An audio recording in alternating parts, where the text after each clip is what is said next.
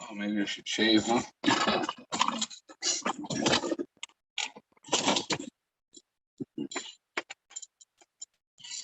Razor.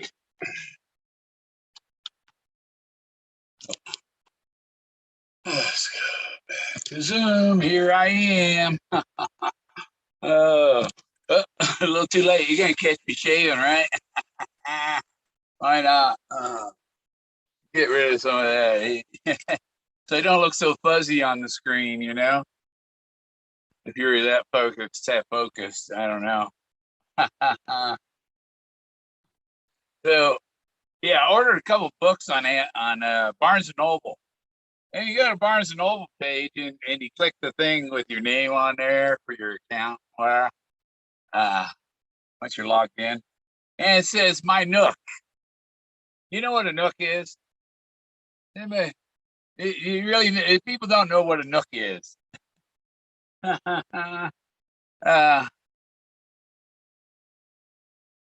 yeah, I had lived in a house in Denver in 90s, 94, 95. And in the corner of the, okay, we'll do it. You're looking down in the corner. And so the wall went, there was a little nook in the corner of where the walls come together. There's a little nook in there that I put rails with slide, put four oak rails in there, and they all had slide, so you could slide glass in. And so I had glass shelves. I had glass shelves made that slid in there just perfectly, and so you could adjust it and all. And that was a nook. And in a book, for instance, in the book, you open up the book. I'll show you the nook. The nook is in here, in this crevice between the two pages. See, it's kind of protected in there, in that nook in the book. That's what the nook is. The nook is like that. And then we have Moses is in a nook on the canyon wall where there's kind of a fold in the canyon wall, and he's standing in there, standing on top of that mammoth in the nook. He's in a nook. You got the wrong. You people are all thinking wrong. You're all poorly educated. Or you have a misunderstanding of the real world.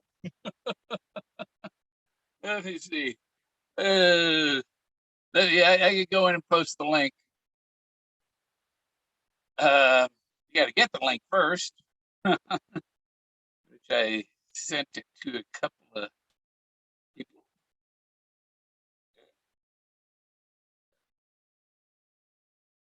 But yeah, Moses is in a nook in the canyon wall. This nook is, okay, you got the canyon wall, kind of, two pieces of canyon wall, and it says like that space between my hands, that little crevice or crack.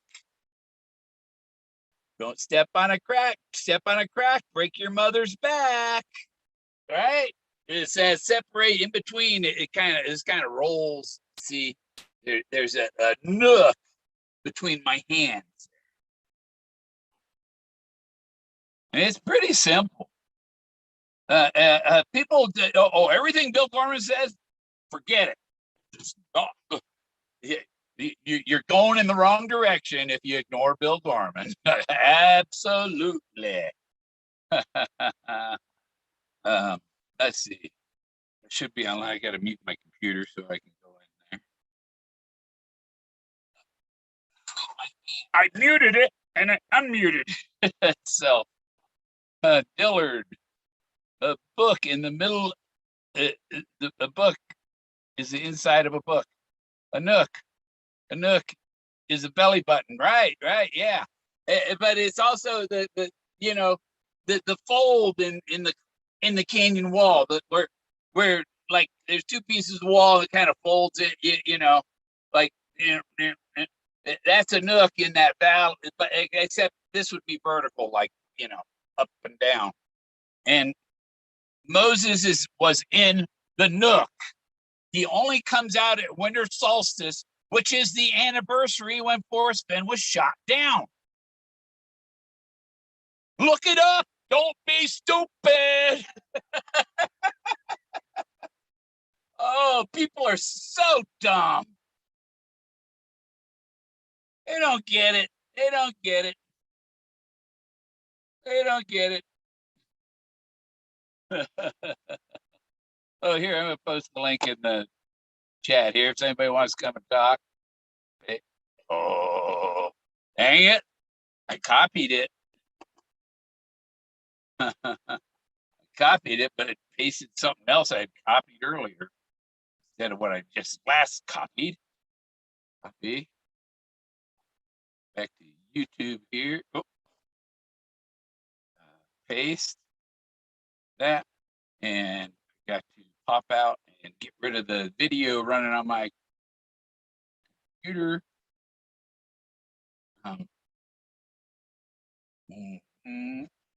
Zoom up 150 so that I can see it easy and back out of the video on the computer. Now I can go to my pop-out chat.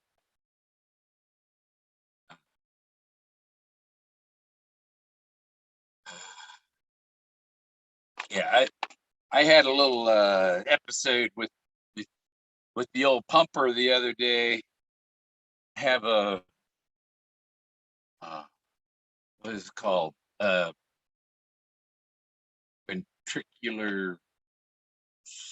The lower chambers of my heart get out of control. My heart rate went up to 178. I feel this thing in my throat, like a lump in your throat. What's going on? I put on the pulse box, and my pulse was 178, just sitting at my desk. Not supposed to be doing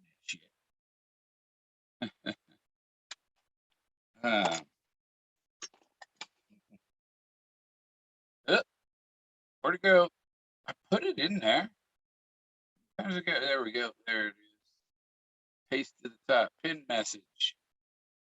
Okay. Now, what's that? Hey, Dillard. Trust living. So, yeah, Moses is in the nook. The crevices, the crevice between a couple folds of the canyon, the side of the bluff. And there and shadows only do that at winter solstice, anniversary of him being shot down. It's one thing that the community doesn't understand it. It's another thing that the lawyers think I'm so stupid I don't know what I'm talking about. And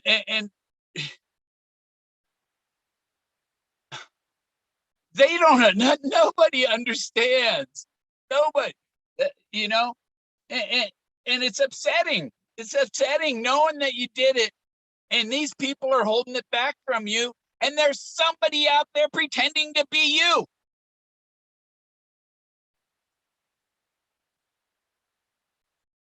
Mr. Jack Shit. You ain't got jack shit, Jack Stew. Jack Dog's got it going, though. The original bronze sniffing dog, my dog, the video he put, my dog's video, December 2019, Jack found the treasure, sniffed it out, and went and peed on it in that video. That's exactly, a bronze sniffing dog. That's what I have. This guy's named after my dog. Forrest Fenn named his dog after me. Moses is in a nook. How many more? It's not just a coincidence, because everything is like that. The Buffalo Cowboy car was in a D. There's two Omegas at the end of the book. where are the two alphas? Moses is the alpha, and the Buffalo Cowboy car is a Model A, which is the A is the alpha. Oh, where's it show?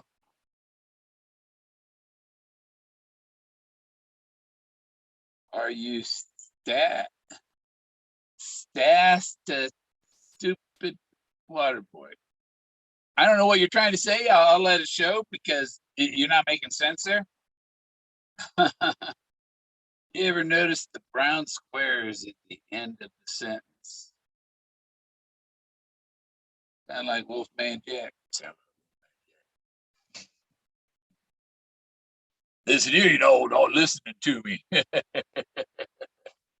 And American Graffiti was filmed in my hometown. and in the book, what he says, find is in a key word in the book. Find the treasure, find this, find that, find a good looking rock, and especially find a substitute. The substitute is that subtle in it. The subtle and substitute go together. It's not my teacher, but it's somebody like my teacher who knows stuff they teach me. It's a subtle hint. A substitute is a subtle replacement for what he's talking about. And therefore, when you're talking, what's the replacement for Yellowstone? Yellowstone is caldera. Right here in Colorado, we have the La Garita caldera. And if you look on Google Earth, that looks like a big giant omega to me. Just south of Creede, Colorado, is a giant omega. The Rio Grande River makes a big giant omega around the La Garita caldera. The La Garita caldera is the substitute for the Yellowstone caldera. There are hot springs around on either side of the Continental Divide there by the La Garita caldera.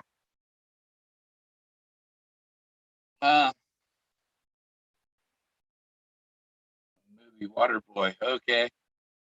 Brown squares at Forrest use the end of the sentence in the bottom of the cowboy always wants to get a square. Square off. Yeah. I got a speck in my glasses. Yeah, I like them nice and clear. So I got some extra cleaners for these towels, lens cleaners. Because I like no spots.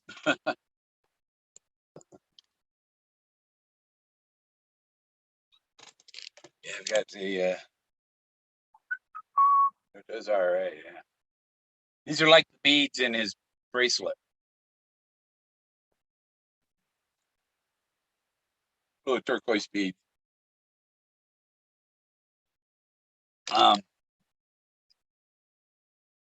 Yeah, a Nook is that fold in the book. And the reason I was on Barnes and Noble because I ordered 2 books a week ago.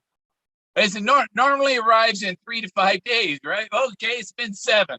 Oh, expected delivery November 9th. you big old WTF. And I would suggest to Shy Guy, your video where you were talking about what you were talking about in your video. I just got a strike for talking about that. Shut the fuck up. What do you want?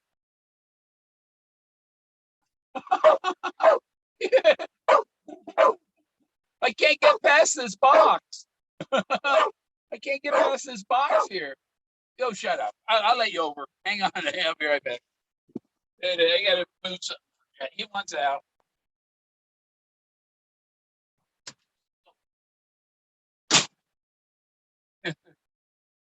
Uh, the Nook. Moses is in the Nook. Moses is the blaze. The Buffalo Cowboy car is the chest because it's a cowl. The cowl on the Model A, the Buffalo Cowboy car, the lower picture in that book has a bullet hole photoshopped in it. The one I have out has a real bullet hole in it. It's an exit hole, just like the exit hole on Mildew, the hat. When he put on Mildew, that was the equivalent of eating his hat, eating his words, because he said he would never wear that hat. When he put that hat on, he was eating his words. He was eating his hat. I said this would never happen. And imagine, so Forrest Fenn has a bet with Doug Preston. And I don't think anybody will ever figure this out. No, Preston, it says, I bet someone will figure it out before you're dead. Someone did. Someone did figure it out, and he had to put on a mildew hat. Looking at the thrill of chase at the bottom of the page. Yeah, I know. Yeah. Those are signifying the end.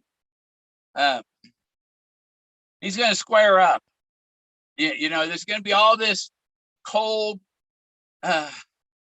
Your effort will be worth the cold. This is the cold shoulder. I gotta check my oxygen because you see, my lungs are just fine. There's nothing wrong with my lungs. It's my heart ain't pumping the blood properly, and oxygen doing fine. It's 93. It was 99 when it first came on. It's 93 right now. I got this is on right in my face.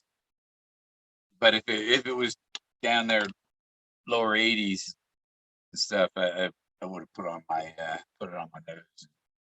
I just don't like wearing that when I'm on a Zoom. This is pretty efficient. It curve it so it sprays more directly in my face.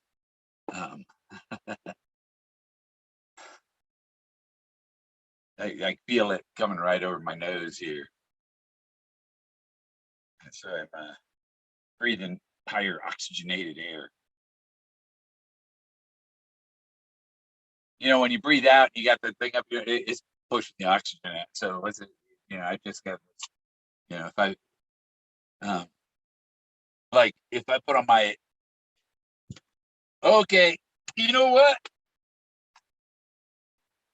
Since they don't like you talking about masks, they don't want you talking about a mask, right? Here we'll do this. Well, I'll do it this way.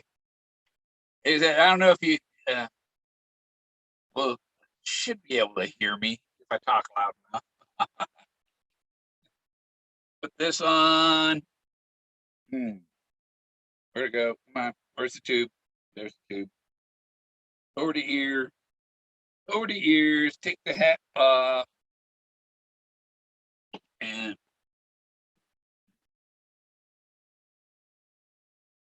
I like wearing my mask.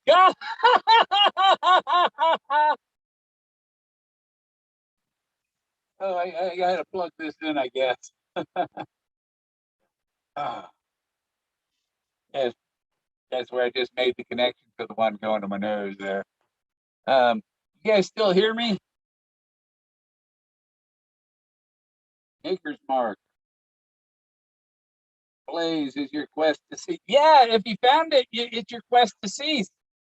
But the thing is, I actually found the chest and took the chest before I found the blaze.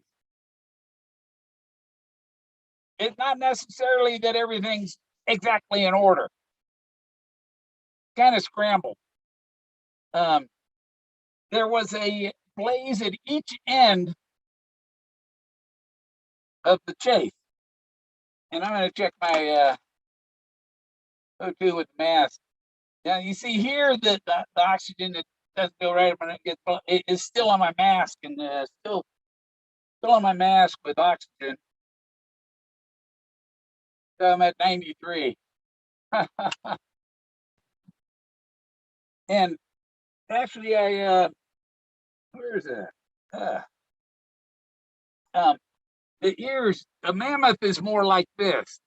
Doesn't a mammoth has little ears, just little tiny ears. The mammoth isn't like the African elephant, you know. That's why I fold the ears back so they don't show so much, you know. Um, yeah. Oh man. Oh, the VA is like, oh, your heart monitors, everything looked normal. They didn't go, there wasn't any to. So we don't need to see you. It's like you haven't seen me yet. How can you diagnose a patient when they haven't been in your freaking office? Mother buggers. I have a book tour coming up. He hasn't been on the West Coast in a long time. Oh, yeah. Who wants to go to California? I don't like California. Um, I've been shopping, because I'm trying to get they wouldn't give me a home loan because my credit score was zero, and it's zero because I don't have any credit cards. Well, so I decided to order a secured credit card, and I'm waiting for that. But meanwhile, I'm either shopping for another place or I'm going to try and get a loan to get a mobile home put here.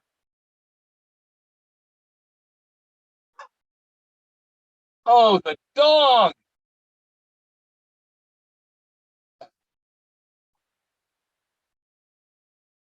Because that makes it difficult with this. Hmm. It's hard to let Jack in. I could do my hair. I can be like that guy Eric. You know, why he puts his hair like that, right? Because he doesn't have any hair here. It comes from way back there, and he has to cover up all that in the front with it. I can look really hairy. Um, yeah, I like Oregon. I lived in Brookings. 2015, I had a RV space on a private lot from October till I think early until May, and then I headed back out here to hunt for treasure. I gotta let Jack in. I headed out here to look for the treasure. 2015. 15, yeah. So, but I was 2015. I was searching up near Salida, and then I went down to Texas for my grandson's birth that fall, and see, 2015. Yeah. So I was in Texas until between Christmas and New Year's. I think it was the day after Christmas. There was an F4 tornado came within a mile of where I was. I got that off this lesson. I gotta let Jack in, and well, I was leaving. Oh, come on, come on.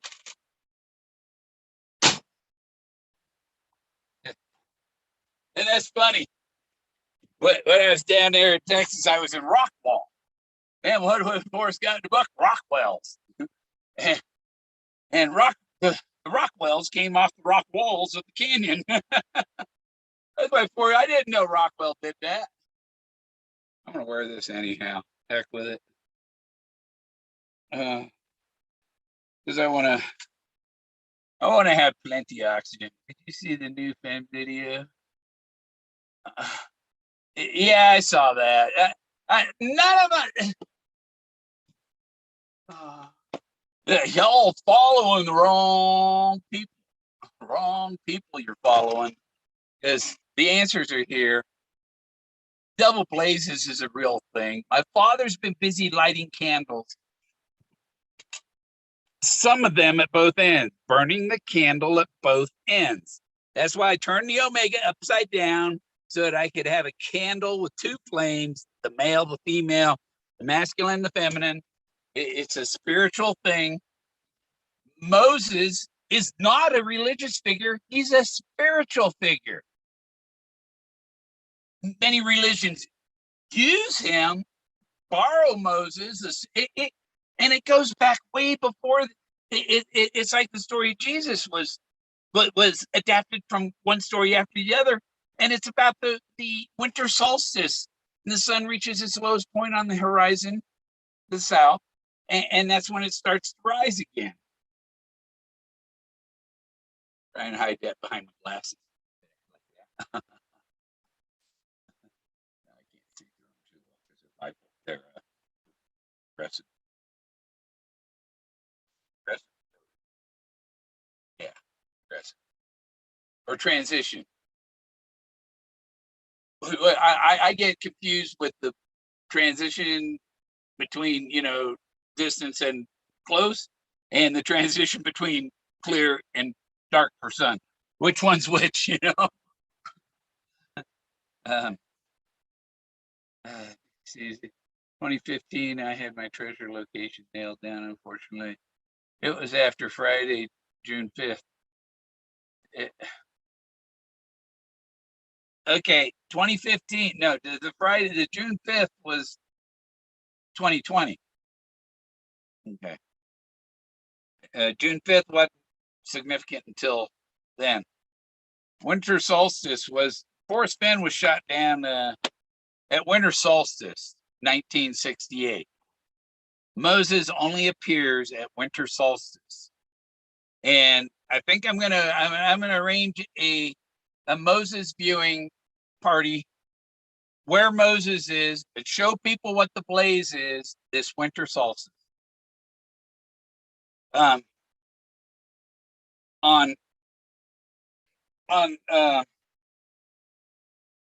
September 11th, 2016. And the funny thing is, I found Moses right about that. Right about the time I found Moses was when Forrest said, "Success is an omnipotent guru," and uh, November 11 is angel numbers, and so here we have 11/11 coming up again. And when are these lawyers going to get this done and over with? Let the truth be known.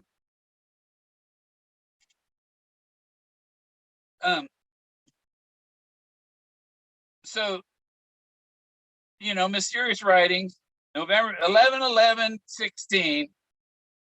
Forrest said success is an omnipotent guru. And only person he calls an omnipotent guru is Leo Salazar, who showed him where Moses was as he carved the perfect likeness into a piece of pinyon pine. And Leo Salazar is the only one that he calls an omnipotent guru. Success is an omnipotent guru means if you can find Moses, you're successful. You're the guru. You're his Indiana Jones replacement, his substitute. He was waiting for his substitute to call. I called him May 27th, 2020, 10 days.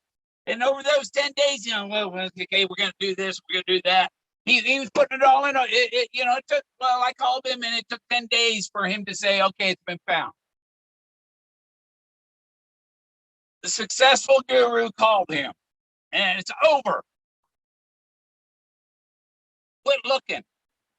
Look, Gabby Petito was looking for the treasure because of people that are saying it's still out there. It's still out there. Oh, yeah. So she gets in arguments, because this Chase does, create some anxiety between people because everybody's thinking all these abstract thoughts and stuff, and nobody else understands your thoughts, and so you don't understand theirs, and so it becomes a conflict, and we have chaos. Time runs nigh. Yeah.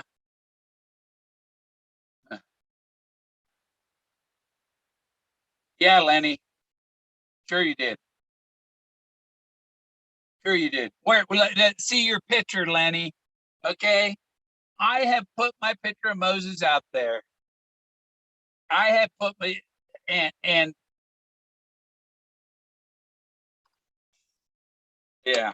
There's I did find another Moses, but he's not standing there like the Moses in Forrest Fenn's book. Not like the one is wooden Moses that Leo Salazar carved. That Moses.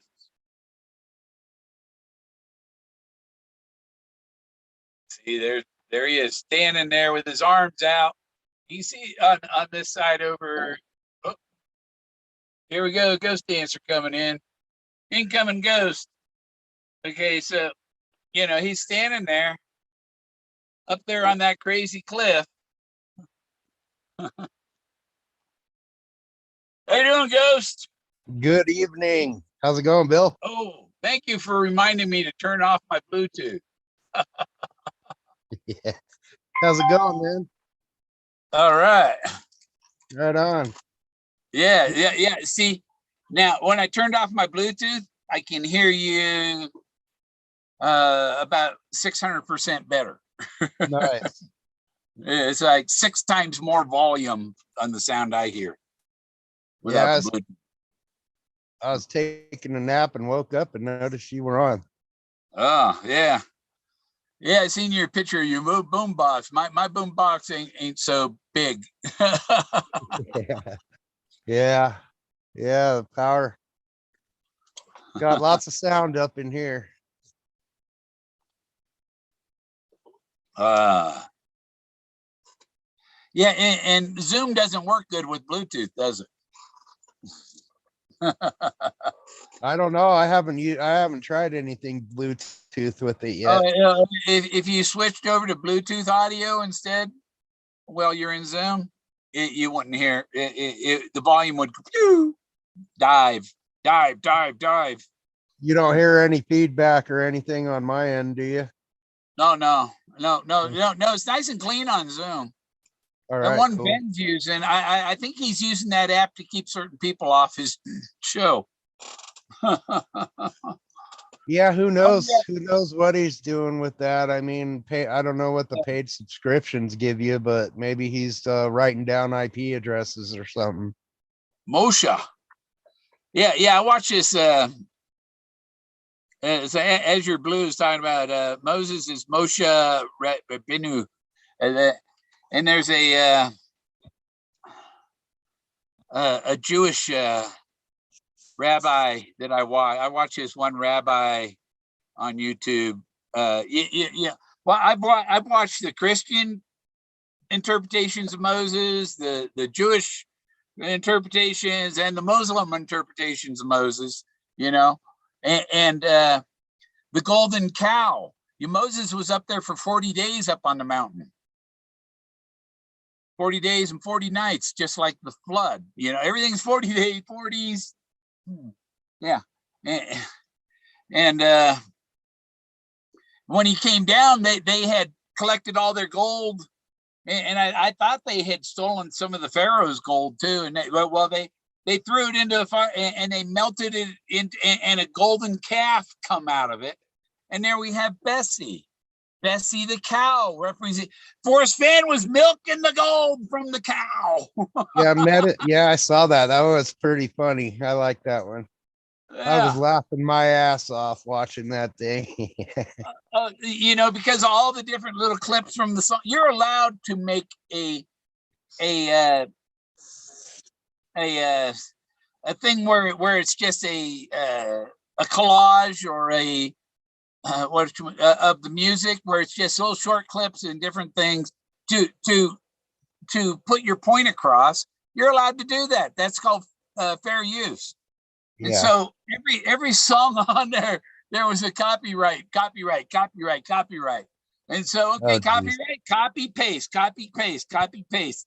This is only a very brief little segment of song used to portray the meaning of what the video is about. You know, Yeah. I if anything, it's advertising for the. Oh, I only got to hear 10 seconds of it. I'm going to go listen. I want to go hear the whole song now. And Yeah. so it's advertising for their freaking music, and they're bitching about it. Yeah. They got Yeah. a bunch of bitches. Meanwhile, if you watch a video about Mark Zuckerberg or anything like that, that guy gets to play whole songs in his videos Yeah. without any copyright Oh no, strike. because he's paying them. There are services where you can pay to use it and all. Yeah.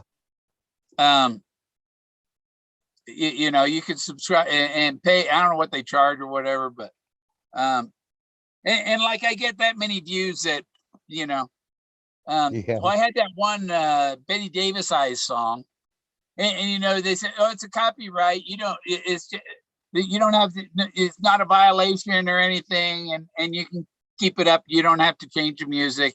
You can't monetize it. It's like, that's fine, you know. Yeah. So What's and like what, with the I didn't monetize the one with the cow.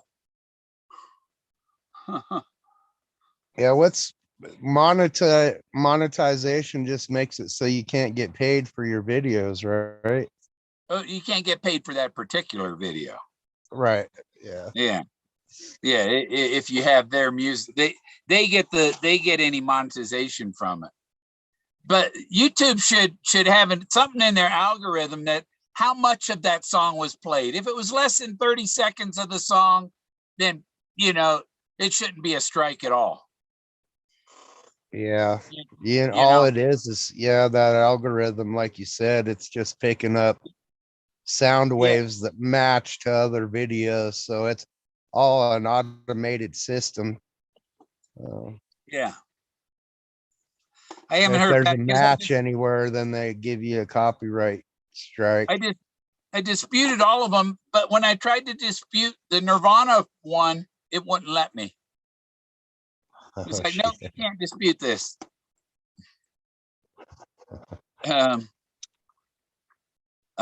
You know, because the guy's dead, and when he died, the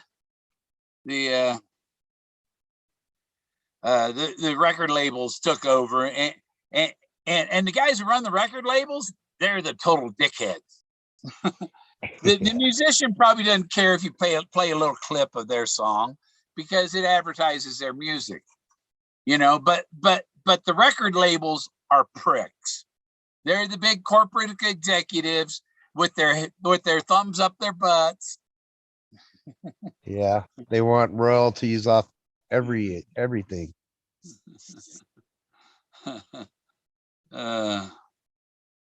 Oh, It's all about the royalties. yeah. Trying to find where is this. There he is. No, that's not him. That's Leonardo da Vinci. Huh. Because to tell a lot more of our life. He who wishes to be rich in a day will be. Thank you, Leonardo. There he is. Rabbi Manis Friedman. His video. You know, sometimes you don't have to believe in be part of their religion, but they have some good advice. You know, they have some good advice and they have some bad advice. Yeah, that's But all religions, I believe. yeah, all really, yeah. You take you go oh like George Carlin. Oh, he sounds fairly smart. Oh, he's full of shit. You know, some of it is good advice, and some of it is like, no, thank you. No, you go live that way. I don't have to be like you.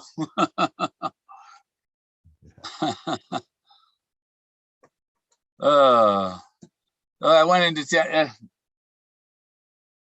I filled up propane pain tank yesterday because I have one tank that's hooked up to the RV that keeps the refrigerator and the stove going. I have another tank that is solely for the heater. So the one for the RV went out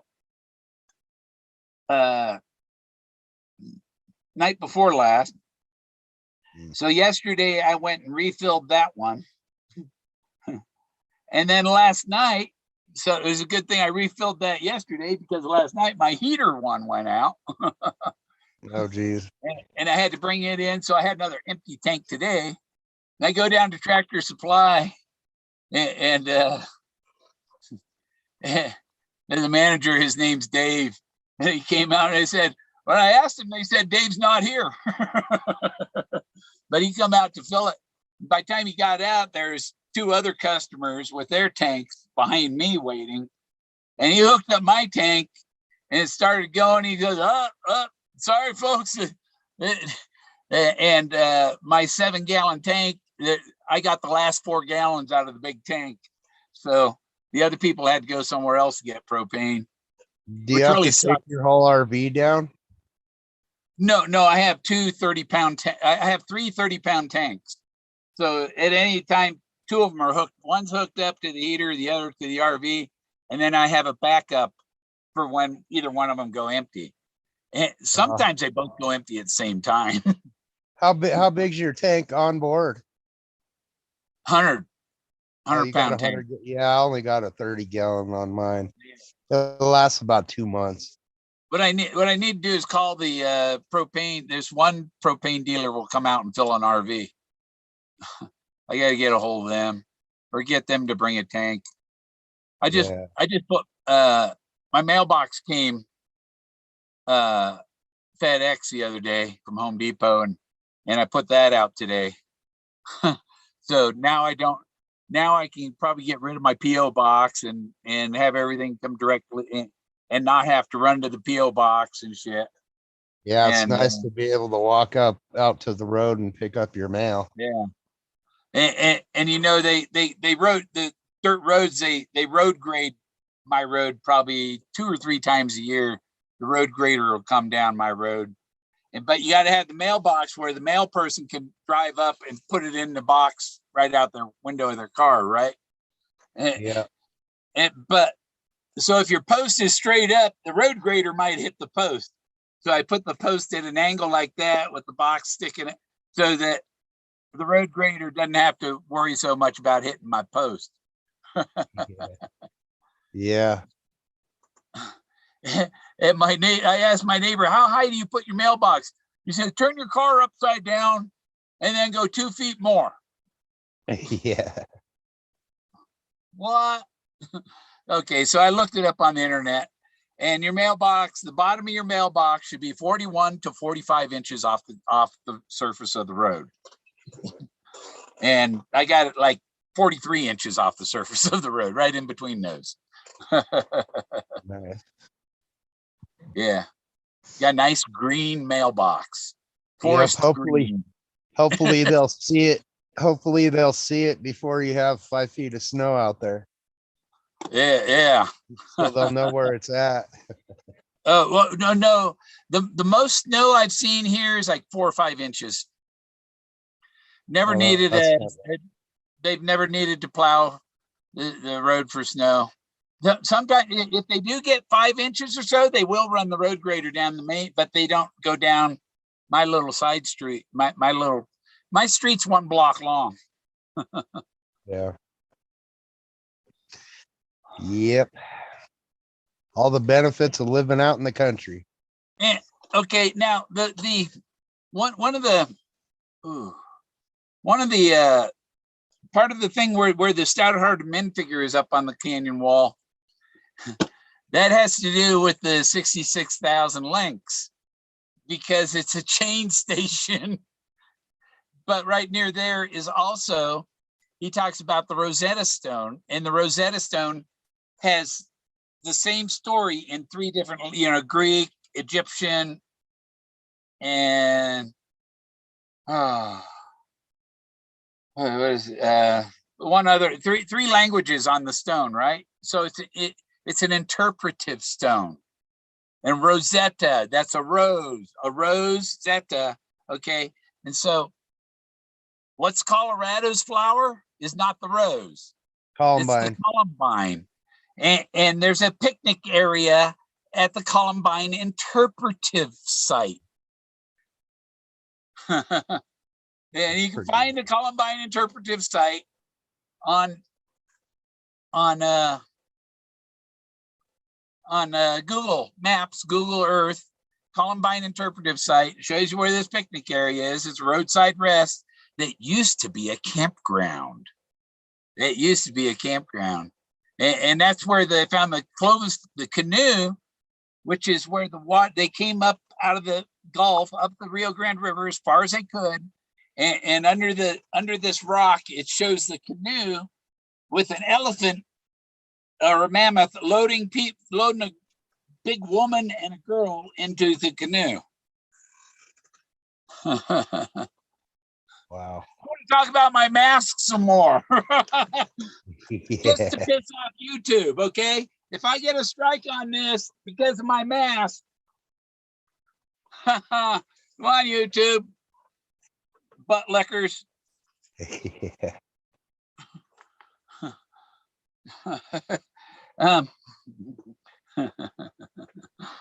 Okay, I can't remember what I was talking about there. You're talking about the fat lady and the mammoth. Yeah, the mammoth is putting passenger, and there's a guy like in Venice, he doesn't have a paddle, he has a push pole. And so if you're going upstream, your paddles, you're going to be fighting. You're going to sit in one spot. With a push pole, you can advance up the river. True. So they would come up. This is as far as they could get up the Rio Grande River. And at this spot, they took the canoe, the people in the canoe out of the river, and they had, like, I call them mammoth Sherpas. and so they put the passengers and the canoe on top of the mammoth, and the mammoth walks them over the Continental Divide over to the San Juan River. And then you have the warm water. It's where the warm waters of the Atlantic meet the cold waters of the Pacific. Yeah. So I was correct in thinking that the Atlantic side is warm waters then, right? Yeah, the Atlantic, yeah. And they meet at the Continental Divide. Yeah. And it just sickens me, the number of people that don't realize what subtle means. They have no clue whatsoever. Yellowstone is absolutely not subtle because it's mentioned so much in the book. Yeah. He says to find a substitute, find a good-looking rock. Moses is a good-looking rock. He is the blaze. He's wearing, and actually it's not Moses up there, it's Lord Thoth, the Atlantean Thoth, who wrote the Emerald Tablets of Thoth.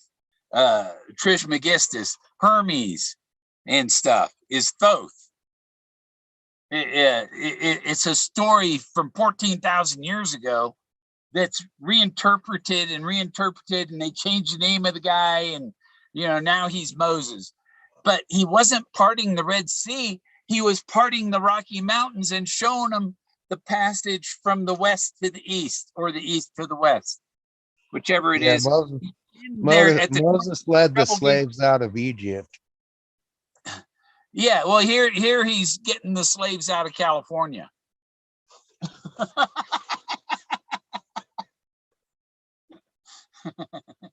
Yeah. I took a nap earlier. I sleep a lot, and it's partly because the ticker is working too hard and not getting anything. Because when it does that 100, it's not a functional pump when it's doing 178. It's just going, you know, and the blood's not pumping, and so it says pump more, and Wow. because yeah, my circulation and the tips of my fingers all get tingly and stuff, and my neuropathy in my feet. It's like this morning, my right foot, I couldn't feel a thing in it. It was, you know, I went out there and start my generator, barefoot because my feet don't feel the cold, you know. Oh wow. But look at all the YouTubers that like to pick on a disabled senior citizen grandpa. And they talk about women. Oh, you disrespect what? You disrespect senior citizens. You disrespect your elders. What kind of person does that make you? You know, not you. I'm talking about my disrespecters. Right. Woods references more than one or more types of trees. Single. I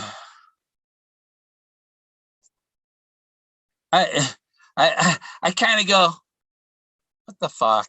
What the fuck? I'm telling you what it's about, and you're telling me it's something else. You're wrong. You're wrong. Forrest was talking about a stand and lodgepole. Yeah, a grove of trees. In the middle of the D is a stand of trees. If you got the lowercase d, inside that circle of the lowercase d is a stand of trees.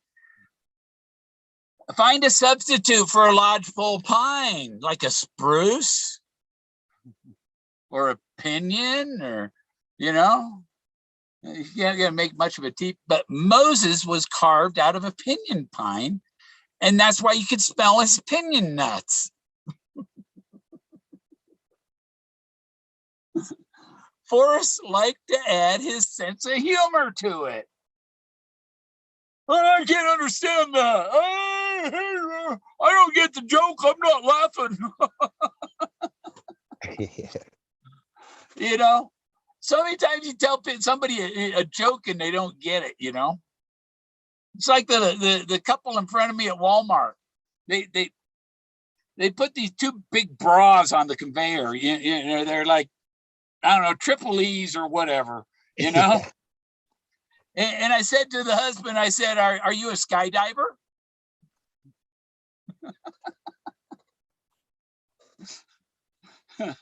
Yeah, what did he do? They laughed. You know, if it's really funny, you know, it's like, I didn't say anything about her size, or, you know, but when they got big boobs like that, they're proud of them.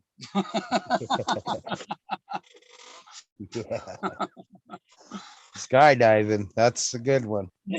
Using them for parachutes. Hang gliding. Hang gliding. Parasailing. Yeah. Well, at least he had a sense of humor and laughed with you. Yeah. When I went to Walmart yesterday, the woman in front of me was like, she was like 6 feet tall. You know, big girl, not round, but tall and big. And she had her hunting. She had some new hunting clothes on, the, you know, like camouflage, insulated clothing on the conveyor. And you know, she said that the hunting season starts, I guess, November 1st. So she getting ready for that. And I said, I bet they make you carry the elk out too, huh? Because she looked like a strong woman, you know. She's 6 feet tall, and you wouldn't want to tangle with her. They said, yeah, they make her carry them out. Yeah. Yeah, I think it started today. Yeah, because it's Saturday, maybe. Yeah. So maybe the last weekend in October or something. Yeah. So if you're out there in the wilderness in hunting season, make sure and wear some nice bright orange colors so you don't get shot. Yep. And if you have a psycho boyfriend like the Gabby Petito did, go back home to mama. Get away from that mofo. Yeah, it's tragic how that happened. And Yeah. Oh, yeah. I think they don't know if he committed suicide or where they found, his body, but the pigs had eaten him. that's what I heard too. Yeah, I thought maybe wild boars got him. Yeah. I had a feeling they'd find him dead. I thought he'd commit suicide or something. Or the dad got to him. Okay. Maybe Gabby's family got out there and shot the mofo. That's what I'm saying. Maybe dad got him. Yeah.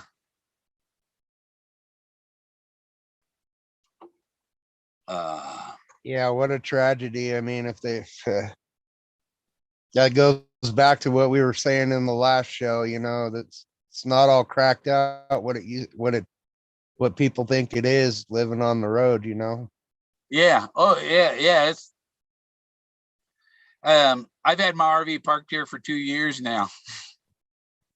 It's my own land, and I'm not getting bothered. So I finally put my mailbox out. I think this land is like grandfathered from some old thing because the driveway was already here. That means somebody had a permit to put the driveway in, 20, 30 years ago. Let me see on Google Earth. What's it? Do the time machine. But this driveway was here 22 years ago. So I can't get, it was here when I bought the land. So I can't, get in trouble for that. Somebody was living here the railroad. Huh? Are you close to the railroad? Yeah, half a mile. It's 2 blocks north of me. Yeah, I think back in the old days, it was, well, I forget what they said exactly, but there was a certain amount of land on each side of the tracks that they owned, that the railroad owned.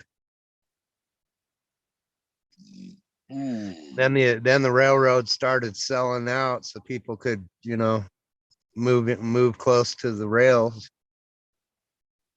I would imagine the railroad owned that at one time.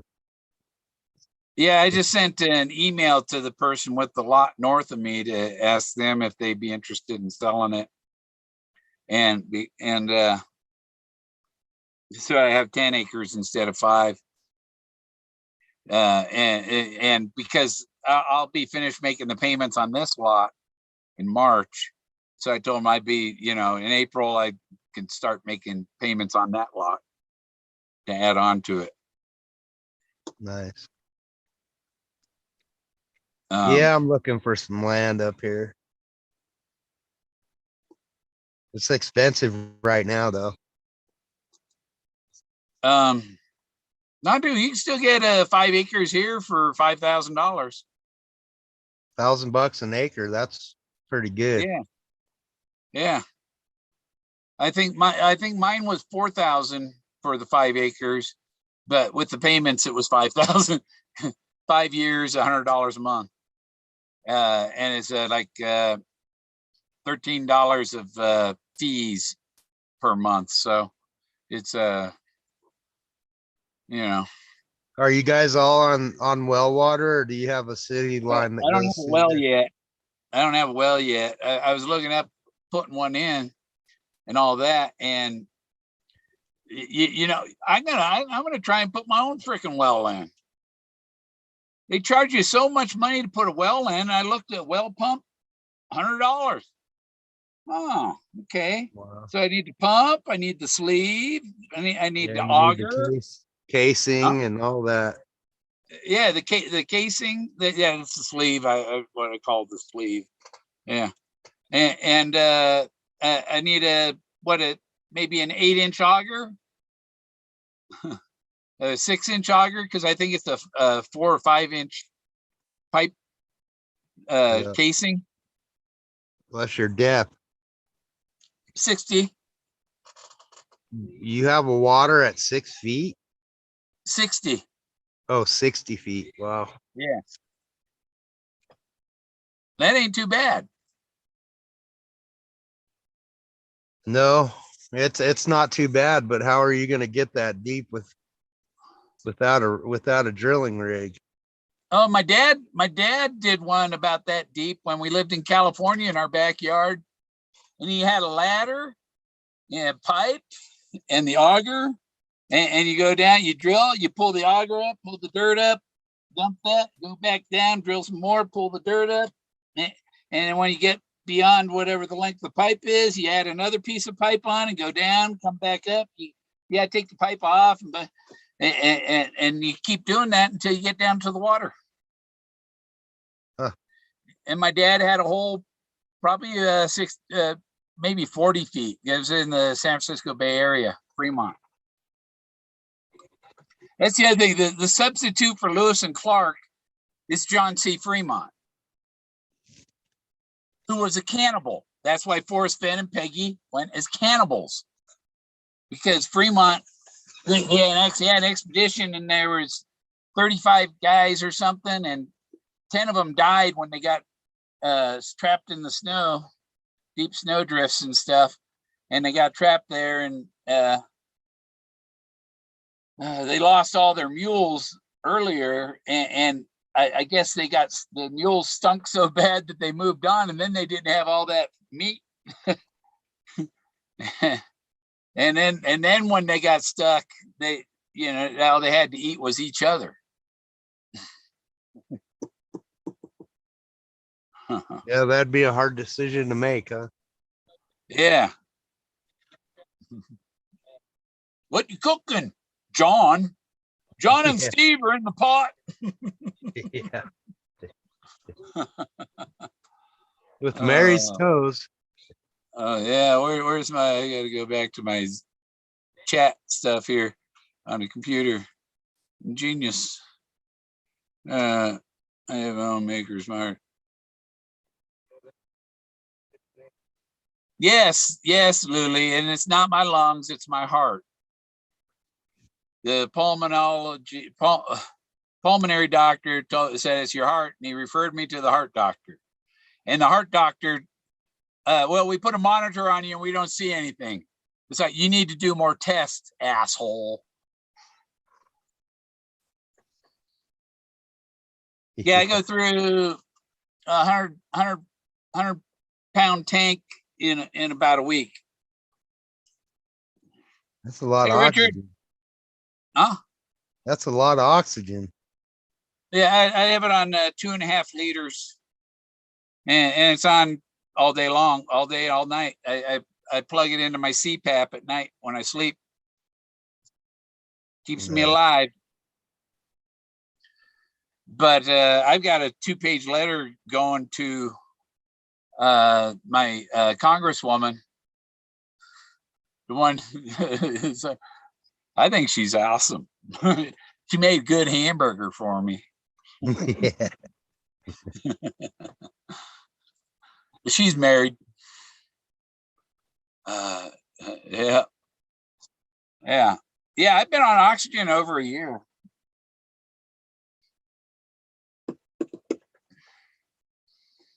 I have portable. I should start using it more, because when I go away from it, it'll go down to 70, 65 for oxygen saturation. Yeah, that's not good. 65. Yeah, it sitting here it is be about 85, 80 and stuff unless I use it. So yeah, well, the K-Pro don't give a fuck if I'm on oxygen and shit. Let's pick on Bill Gorman.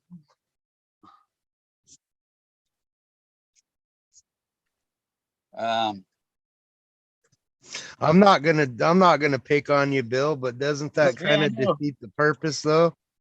If you're smoking herb and can't breathe. I think if I smoke it, it opens up my lungs a little more. I don't know. No, I totally agree with that. You know, when I was younger, I used to have asthma pretty bad, and I couldn't run 15 feet without having an asthma attack. And as soon as I started smoking, all that stuff went away. Like that? What happens when you have asthma is the capillaries in your lungs are stuck open. Yeah. And it makes it so you can't get enough air. That's asthma. Yeah, and then when you smoke and it resonates those capillaries, you know, it helps them for some reason close up better so you can take on more oxygen. It's kind of weird how that works. Helps transport the oxygen too, maybe. But I got 2 boxes of brownies. I'm gonna make some brownies because I'm eating it's much better than smoking it. Yeah, I had some gummies this afternoon, and they kind of messed my stomach up. Yeah, the gummies they're not messing my stomach up, but they're just it's expensive. Yeah, they cost a pretty penny for sure. And I just making brownies, I think, is going to be a lot more economical. Do you make your own butter or do you buy it? I'm just going to grind it up and throw it in the brownie mix. Oh yeah, that works. Put it through my Chong's Choice grinder. That's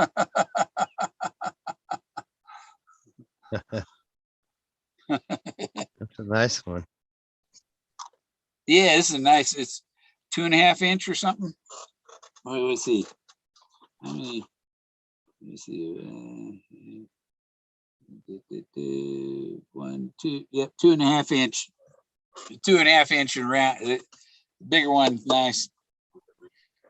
Ooh, I wonder what's in the bottom part. You know, to really find the keef in the bottom. How much I got going in there? Oh, yeah, I got a bowl of it. Oh yeah, that's where the good stuff is. Yeah. That's what they call one hitter quitter stuff right there. Yeah. Oh man, my neighbor, the guy that has the lot across the street from me, he was camping there this summer. And he'd come over with his wax or his vape pen and stuff. And one hit off of that, okay, I'm done. No more of that, man. Fuck that. I get lightheaded doing that. Yeah, that's all. When you start smoking that stuff, that's like a hard narcotic. That'll comatose you. Yeah. Oh, here, no, don't give me any more. Yeah. Uh-huh. Yeah, I was watching a video today. They were talking, they obviously knew nothing about marijuana, and they were saying that the stuff that they had in the 70s was more potent than the stuff they have now. And I'm like, that's BS. Oh yeah. I mean, I never smoked marijuana in the 70s, but they talk about how each generation is more potent. So I think we're quite a few generations into it now. The difference was in the 70s, a dime bag was an ounce. Yeah, they had lids back then. Yeah, you can buy a bag full of weed for an ounce in 76. Wow. 77, you know, up to about 80. And in, what is it, 79, rent for a 2-bedroom apartment in the Bay Area, California was $215 a month. And Wow. now it's like 1,500. Mm-hmm. That's fucking crazy. That's why, you know, older people they're like, why is it so expensive? You know, I'm used to, you know, you used to, well, in the old days, we didn't pay rent. They don't now either. Yeah. Yeah. Right now, my rent is my land payment, 150, 112 a month. Yeah, just thinking in the 60s or 50s and 60s, that amount would buy the house. What you're Yeah, paying for rent would buy a house. right. Well, 66, my dad paid 19,000 for his house. That same house, the same neighborhood, that same house isn't there anymore. They tore it down. Now I was wondering if my mom and dad's ghosts were haunting it because they both died in the house. You know?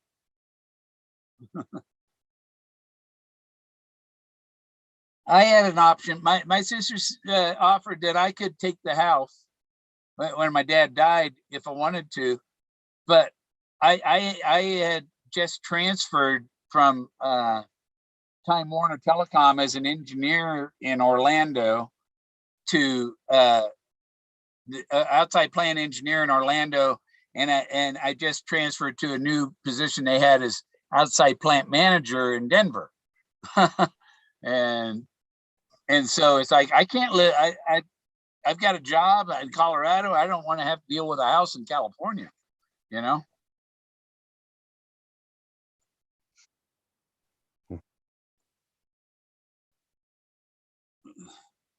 As a Mason, the lie is awful. Yeah. Oh yeah. Dollar a doobie. Y'all make me want to fucking light up a bowl.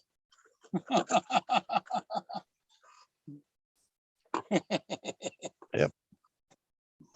Mine's been loaded. I think I took 2 hits off of mine earlier and passed out. Mine's still loaded. Yeah, after I got back from getting my 4 gallons of propane, you know, that'll work. That'll run my RV, the refrigerator, and the stove for 2 weeks. You know, it doesn't matter. But I'm figuring that I think the local RV park here, since the price of propane went up, the other stores have come up to where he's pretty much the same price. So it's not such a ripoff anymore to go to the local RV park to get it. Yeah. They make you certify your tank that's on your RV every year. No. No. Yeah, someone was trying to tell me I was supposed to get my tank certified every year. Like, no.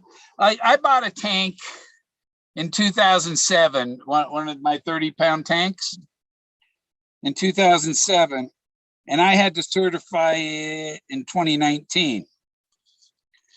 And like I filled it 3 times after it was certified, and a little screw they'd have, you know, the screwdriver thing.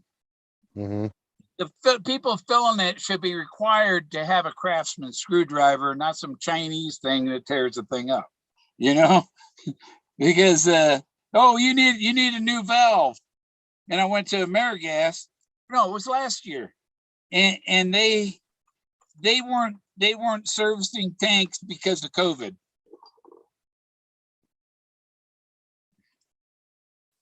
I said the word, but I didn't talk about the thing. I just said that they're not certifying tanks because of it. YouTube, jack off. Yeah. So So the valve went out, right?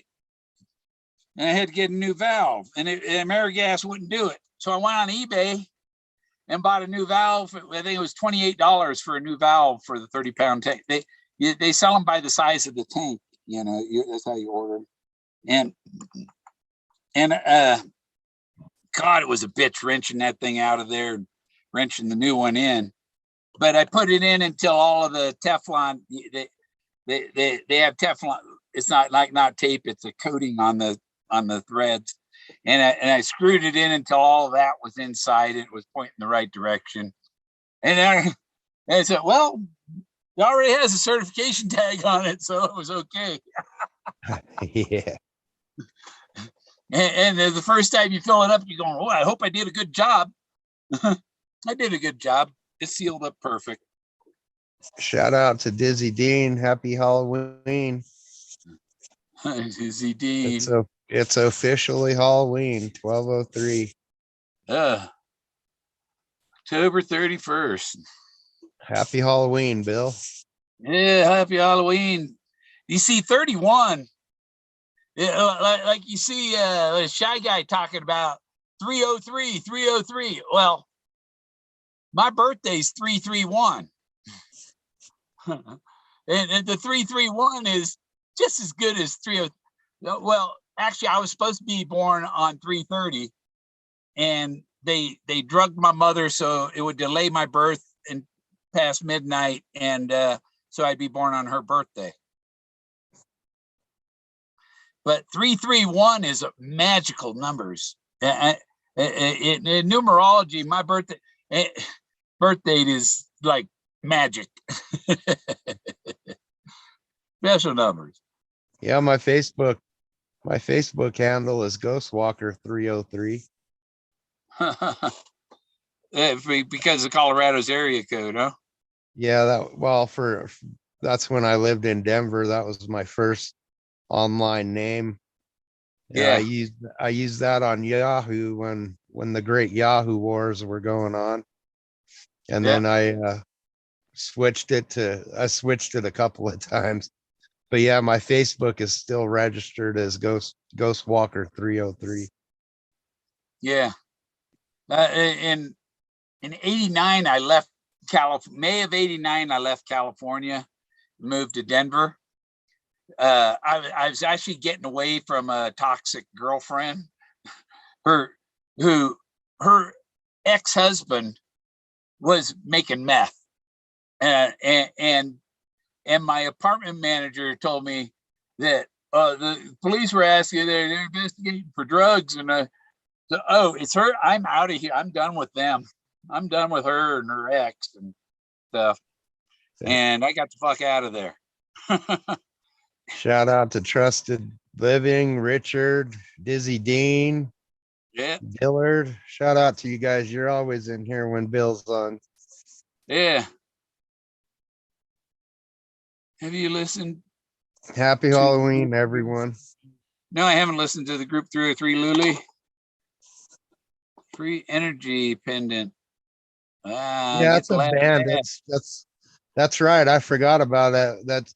But they spell their name 3OH3. So like 303.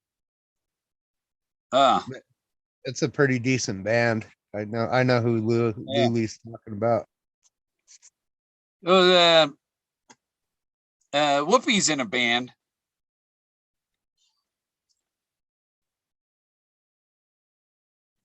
Here we go. Yeah, I've listened to 303 Luli. I like their music.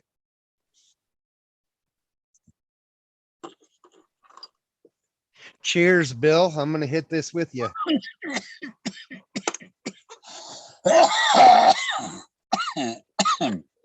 Wow. Let's see what that did to my O2 level. Probably just because when you're coughing, you're breathing in and out real fast. Oh, 86.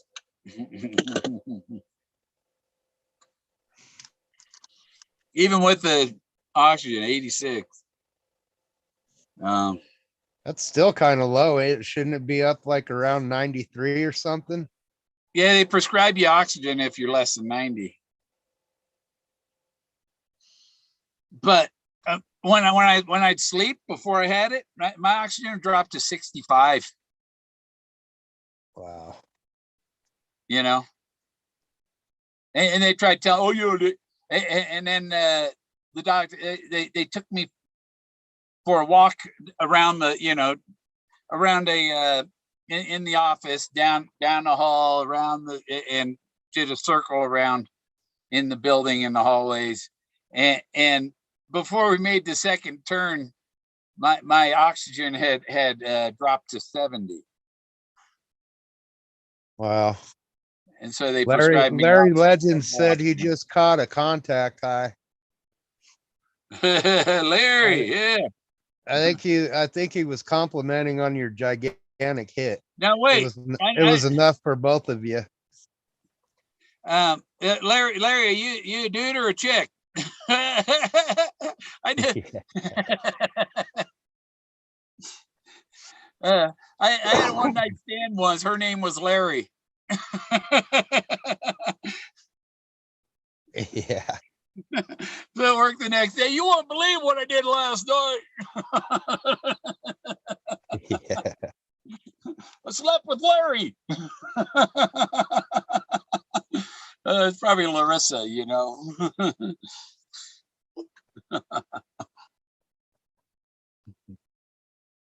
Yeah.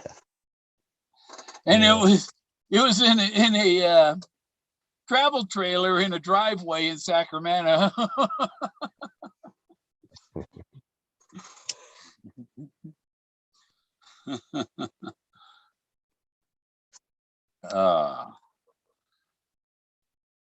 We sure do have some good weed down here in southern Colorado.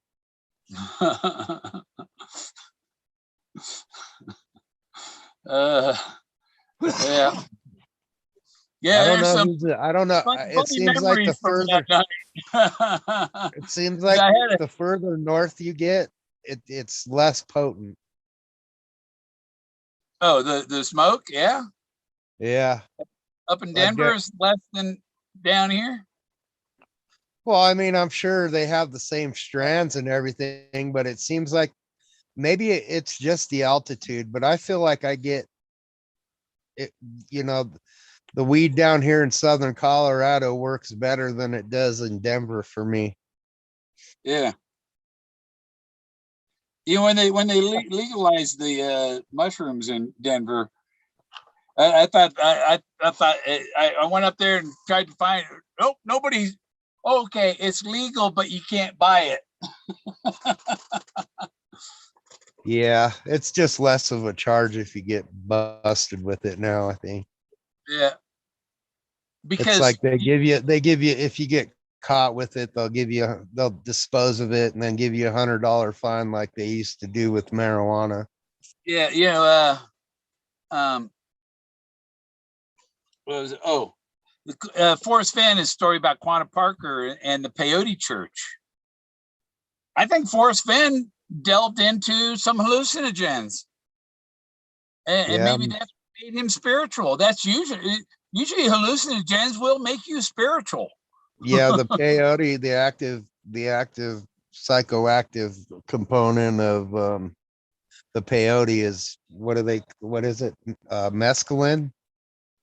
Yeah. Yeah. And people, smoking with okay. I remember a story, Forrest Fenn talking about a little jar that he had found, an ancient or an Indian jar, and it was full of some kind of tar or something. I want to say that was opium. Yeah, it probably was. Because I forget where I heard the story about that, but he talked about that little medicine vial and what was in it and stuff. The tie stick back in the 70s was marijuana. It was marijuana wrapped on a stick, and then they dipped it in opium. Yeah. Yeah, tie stick, the real tie stick. Yeah, the real tie sticks. I I was, bet if someone would bring that stuff back, I mean, you can even do tie stick without the opium and all that. I think that would take off again. yeah. I was, I was working at the built on the construction of Intel's Fab 6 through 9 and in Santa Clara, California. A big Intel factory, you know. It's like a 3-story building, and I was doing temperature controls and whatever. And I went to work. I had a tie stick stuffed down my sock, in my sock, and I lost it on the job. Shit, walk all over that place looking for it, and you can't tell anybody what you're looking for. Yeah, exactly. What are you looking for? Oh, my tie stick. Oh, here it is. Yeah, I was fortunate enough to get to try some of that in the early 90s, but it wasn't the real stuff like they have in Thailand. Yeah, yeah. This stuff That was was homemade, 79.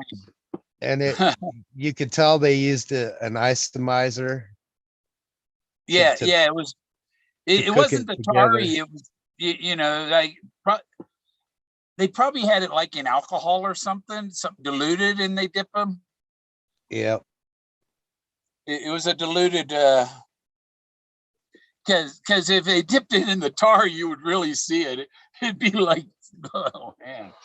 I think it's like the, decrystallized. It looks crystallized and stuff. the real the opium it was real. It's like tarry, and it's more dark purple. It's a dark purple, almost black. Wow.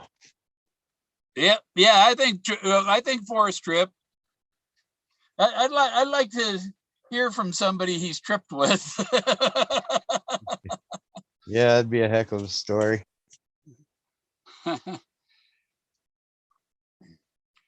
I had I a see. I see. Forrest's more of a drinker though, and not a drugger. yeah, Like when what was it, like 80, 87, 88, 89 in there, 87, 88, who's, because that girl is the one that told me that I should see other women, and that's when I met the one that was with the ex who was making this chip, and it's like, you know, I well, liked her. what kind of drugs were the gypsies doing? The gyps, which ones? The The ones that he, the ones, the kissers or the the or ones he the was dancers? talking about in the book. The ones with the gypsy wagons, right? Yeah, exactly. If he was down there partying with Oh, them, whatever was going around they were there, smoking hash. yeah. Well, maybe Forrest has smoked hash before. Who knows? Yeah, yeah. I don't know if I. Yeah, well, I went to Hawaii. I don't remember if I brought any weed when I went to Hawaii or whatever. But they told me that you could bring your own, because there in Hawaii it's legal, and if it's legal in the state you're in, it's legal there. Then what's the problem bringing it from one to the other? You know. Yeah. Yeah, I'm You pretty need to sure if pay the Forrest mafia was of that was state. partying with the gypsies, he tried some good things, Yeah. some You, good you, drugs. you know what? I look at the government as they're the super mafia. The mafia and the government aren't much different. Well, no, I mean, hey, if you look at it, I Hey, mean, so we're gonna take your sister for a week. yeah, You know? I'm pretty sure they infiltrated into the government. Yeah. Oh, the government is the mafia. And and and the Catholic Church, the Pope. Do you hear what was it that Joe Biden told the Pope? That I just saw the clip of it. Did you what was it he told him? Oh, he told him You're a famous black basketball player. The Pope said that to Joe Biden? No, that's what Joe said to the Pope. He called him. He called him. He called him a black man.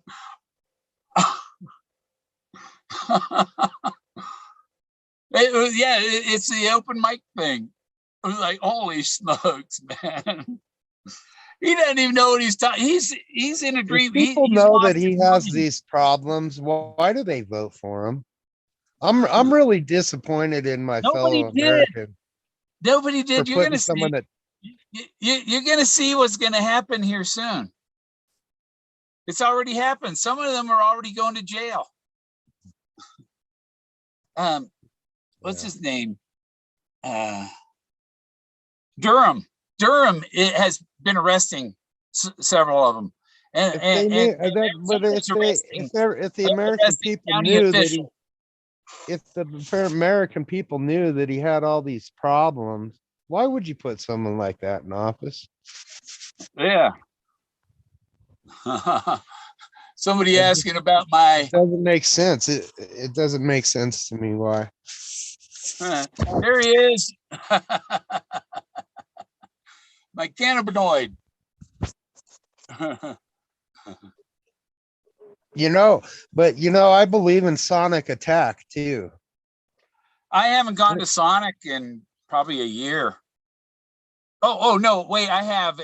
But the only thing I go to Sonic for is their milkshakes. No, I'm talking about the Sonic Attack. No. Maybe someone in the audience is using one of the Sonic Attack devices and he just forgets what he's gonna say.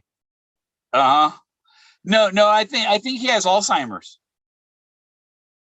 Yeah, it reminds me of Parkinson's. Or it's not. They call us actors. They call us actors. He's an actor that was put in there. And it's somebody pretending to be that dysfunctional. Yeah. I had my he's stuck on his foot. Where is he? Come on. Oh. Well, we should expect something exciting out of him. It's getting close to re-election time.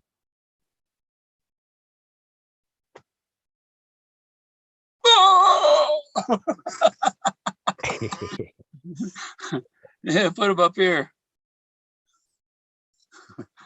What's the head on your head? Well, I don't know, man. I think I have something crawling on my head. Look, it's the temple of the golden frogs.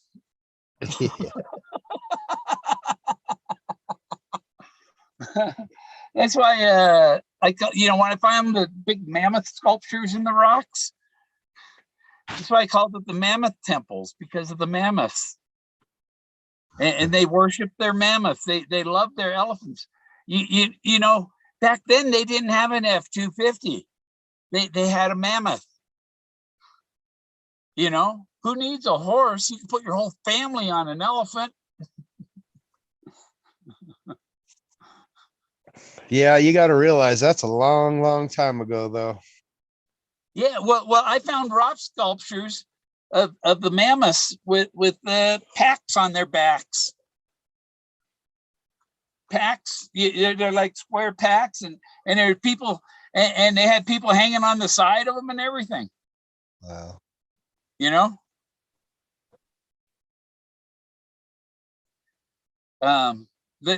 even that one picture of Moses, he's standing on the head of a mammoth, and there are people climbing on the side of the mammoth. It's still there, yeah. Let's see.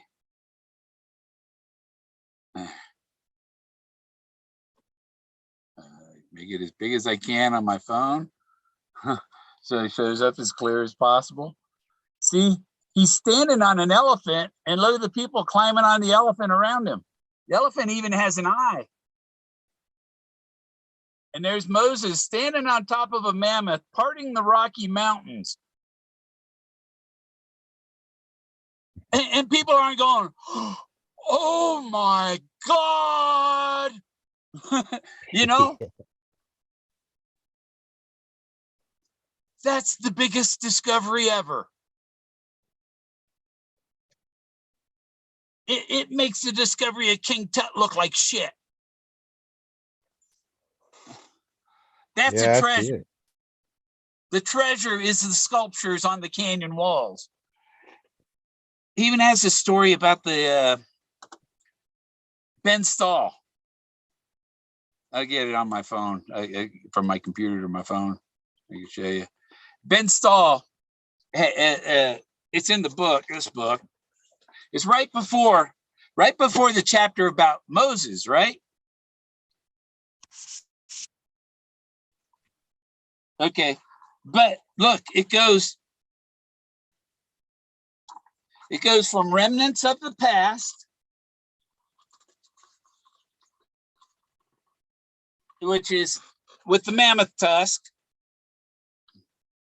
then things I covet, things that I control after I die,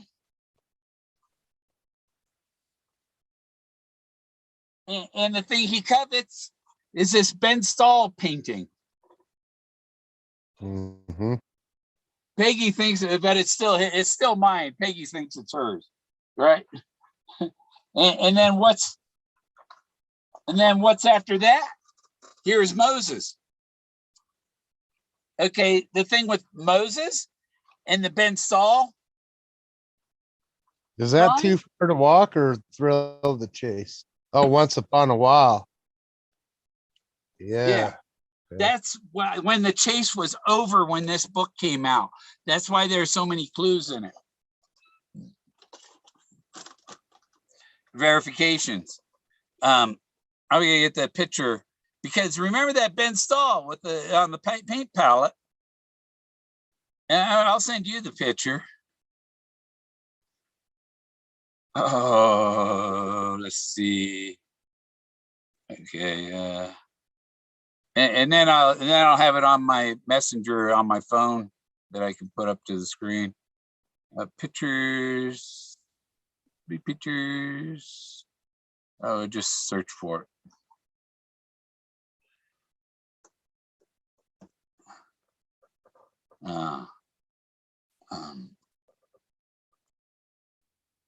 No, we're gonna go drag. I know where the file is. Except my brain's a little slow right now. Things here. and the little beaver. Well, I'll stick on Ben Stahl because it's really easy to lose the audience, you know? Switching around from subject to subject. You're being giggly all night. It's Halloween. We have an excuse. There it is. It's Halloween all day long, and we can be as silly as we can. Okay. Well, I'm going to go to my messenger on this phone and download it to the. No, I'll just show it on this one. I'm not prepared on that phone for that. I don't know. Always get it. Let's see. Messenger. Yeah, I just sent you the picture.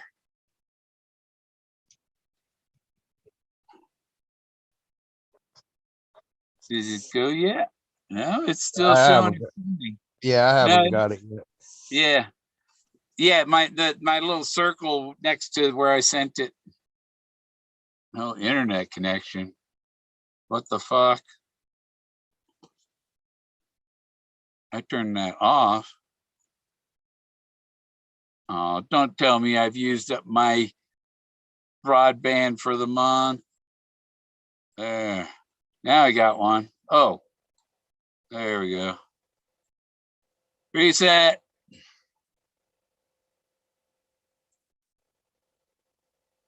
VPN.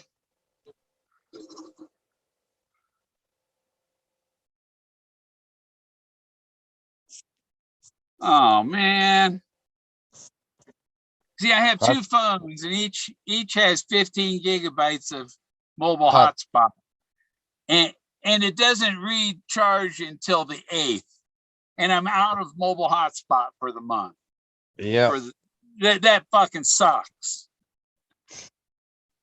Yeah, I top up about 3 times a month on that hotspot.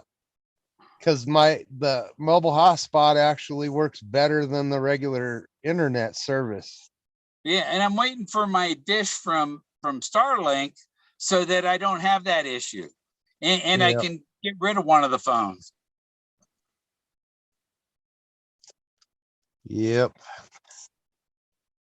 This one, oh no, that one I get rid of. This one has the number I keep. Or I wouldn't even need it because I could just turn the service off and keep using the phone as a Wi-Fi phone. Yeah, it's just that it's used as an extra device. Yeah. If I use my data, that fucking sucks. Yeah, and then they slow you down to 128 kilobytes per second. Yeah. No, they say I've used mine.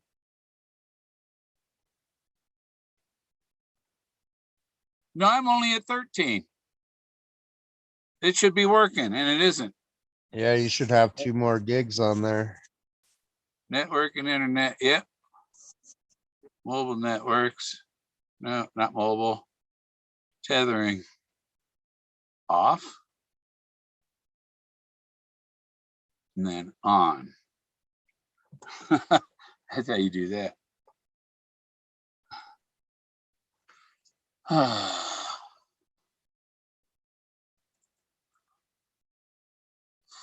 Then reconnect the computer.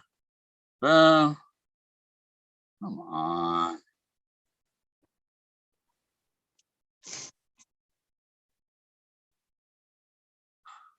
Yeah, I think Yeah. I want to get a whole new different phone because I've got a friend that's can do all this stuff on his TV, and I'm trying to figure out what phone he's got. But he just uses his regular data and he can project whatever's on his phone screen onto his TV. Yeah. Yeah, I can want do that with I YouTube. need I to, can connect my TV to it and all that. I could actually. well, this is actually a wire that you hook from the phone to the TV. Oh. You don't run it off the network or anything. You can run it straight through a wire. Yeah. Where is it? There's the table. But yeah, I spend quite a bit of money on hotspot every month. It's ridiculous some months. Yeah.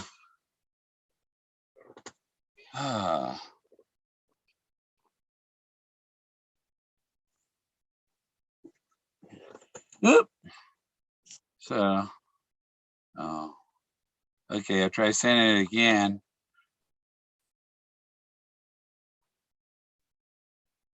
Are you trying to send it through Facebook? Yeah, Messenger. That's how I transfer pictures from my laptop to my phone, unless I plug my phone in, to the laptop. That's the easiest way to get a picture from the phone to the laptop. Just send it over to it, get it off Messenger.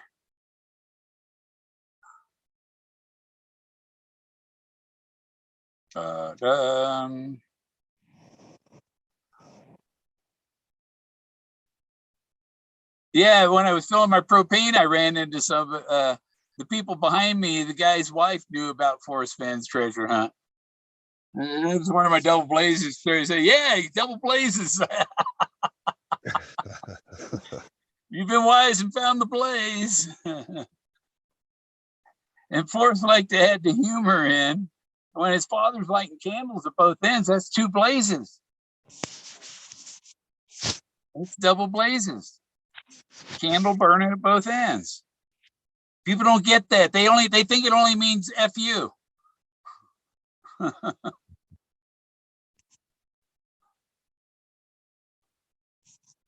bet it didn't send that picture yet, even because it couldn't connect right away. I'll send you this other one too I made here. Yeah.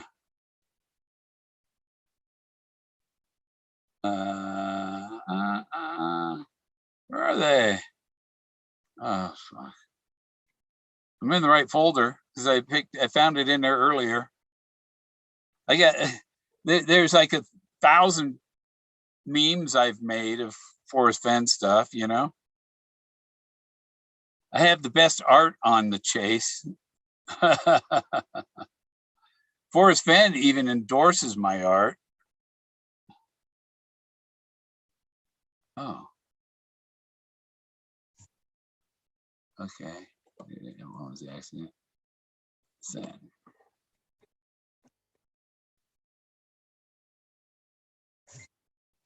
There, it came through now, Bill. Yeah. Yeah. Yeah, that second one in there. And I gotta get it on here. This one.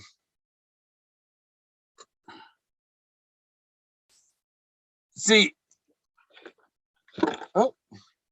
Now this Ben Stahl painting is what's in Once Upon a While and Things I Covet as this Ben Stahl painting. And this is what's on the canyon wall. It's the reverse. The boy is laying on top and the girl is climbing up to kiss him. And they're on top of that. That looks like a head, but they're laying on top of that's a mammoth. His boy's laying on top of the mammoth head and the girl is standing on the tusk. Oh, wow. So that's that on the canyon wall represents that. The artists get their ideas out of nature. Some of them. It's interesting. Or maybe that's what he taught Ben Stahl. Look, there's some art right there. Paint what you see there. You know? Yeah. And you see the thing I have with William Penn, Philadelphia. Yeah, name the city of Philadelphia, which is Greek for brotherly love. Yeah. Okay. And then look. Okay, I'll show the rest of them too. Oh, that looks like the chest. I put the chest in there. I was gonna say that looks like the chest, just a bigger version. but what you don't notice is William Penn's hand. That's the hand symbol Forrest Fenn gave me. I have a picture of Forrest Fenn showing me the hand of God. That's the hand of God giving a gift to the Indians. It's brotherly love, city of Philadelphia. And they gave the Indians a box of goods, or, you know. There was just, and I replaced their box with Forrest Fenn's box. Yeah. Yeah, I caught that. I'm looking for Forrest Fenn in there somewhere. Yeah. Did you put his face on any of them guys? Yeah.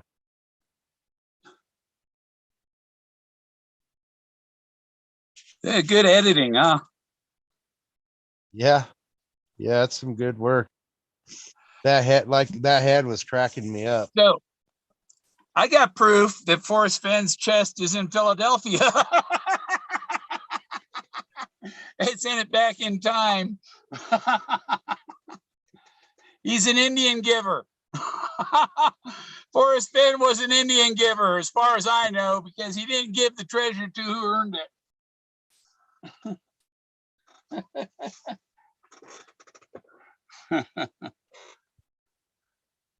Now, this picture here, I zoom over. here Yeah, I'd to say him. those emails between Jack and Forrest are pretty valuable. See, here's yep, closer up of William Penn and his hand to God symbol. There's his hand out there, Yeah. like emptying out pouring his hand out to him. It's like it's yours. You even see that on TV, The Magician, and ta-da! uh,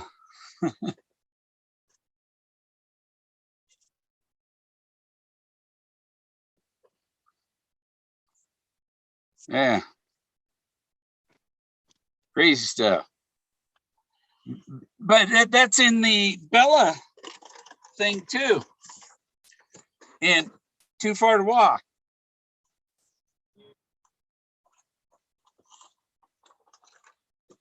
Too Far to Walk. There's the same hand under the table. The hand under the table is him. I'm giving it to you, the closed fist on top of the table, but I'm holding on to it for you can't have it until I'm dead. You have to wait for me to die to get your prize. And now there are people playing games. Have you emailed the family? You know when you're in school and some kid takes your hat. Yeah, I got your hat. You can't have it back. That's what they're doing to me. Have you emailed them? Punk ass game, huh? Have you emailed them? Who? The family. I've messaged. I've called. I called Forrest Fenn. Forrest Fenn's number is still hooked up. Yeah. I called one time after someone told me you have to call and say stop it. And well, Forrest has been work. gone almost 2 years now. So I called and said, enough. It's enough. It's enough. Finish it. Yeah, he's been gone for 2 years now, so it's time to a year and a half. About a year and a half. Yeah, almost a year and a half. December. No, September. No, a year and a quarter. Not even a year and a quarter. Because he died September 7th. He died on Grandma Moses Day, National Grandma Moses Day, on her birthday. And she was a friend of Eric Sloan's. I think,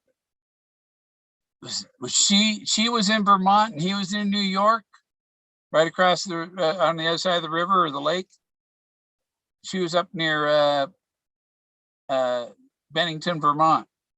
I mean, I don't want to try to give you advice to get you in any kind of trouble, but if you truly believe that, Bill, you need to contact them and try to collect. I have contacted them. Enough. The lawyers won't talk to me. They won't talk to me. But they'll let Greg in. But they won't talk to me. I call them and they won't call back. I talked to Carl one time. He said to call that other lawyer. And I called and left him and they didn't call back. They're playing games. Stoof's lawyer wouldn't call back. What's his name? The guy that's the attorney for the state of New Mexico legislature. His name is he's Hickey. Yeah, Hickey wouldn't call back. I called, left a message, and he didn't call back. And I'm not the kind of, hey, call me back. No, I called. You didn't call back, Okay, I tried. I'm not going to go beating on their door or nothing. I'm not bringing a gun. Send a handwritten letter. If you tell them you're bringing a gun, they'll let you in.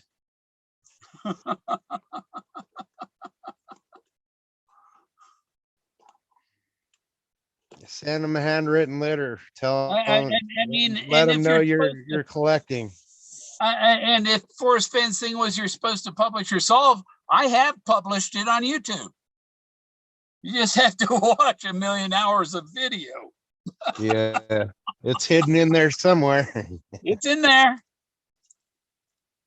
If you watch them all, you'll figure out Bill's solve. You know, publishing in a video is really better than publishing in a book. More people will watch the video than buy the book. You can watch video for free. Yeah, because not everyone can buy a book. Hey, you use Tubi? Yeah, I sure do. Yep.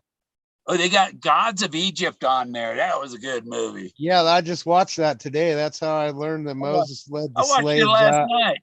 That was it's cool. Yeah. And it has a happy ending. Yeah, I slept through the ending. I got to rewatch the last half hour or so. It was pretty unreal, but it was a cool movie. Yeah, that movie's how I learned that Moses led the slaves out of Egypt. Yeah. Yeah, it had, yeah. All that shit's in there. And what Thoth, Lord Thoth was in there, and I found Thoth in it. Thoth is one that wrote the Emerald Tablets, and when Atlantis was destroyed, he went and built the pyramids. This is Atlantis, because I found his stuff that's older than the pyramids. And they don't want to, oh, we got to change all of fucking history now. We don't want to do that. We don't want to rewrite history.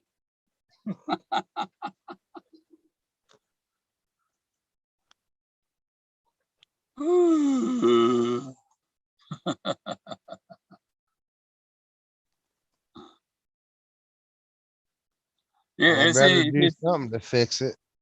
I just sent you another picture. It's you know, like the cover, Once Upon a While, and the movie Carousel. Yeah, he's up there polishing stars, and you know what his name is? Billy Bigelow. Billy Bigelow, yeah, Billy. I was named, my mother said I was named after this movie. I mean, The Treasure's My Destiny, mofos. Yeah. Oh, get my chat back. Sorry, I ain't been watching the chat. Unable to connect, reconnect, refresh. That's why. Reload. There. Last thing I have is Trustin Living said the Emerald Tablets was a hoax. No, I have them right here. I have Emerald Tablets. I have my own Emerald Tablets. And Barbara Brown bought one from me. I gave one to Forrest. I got two of them in here.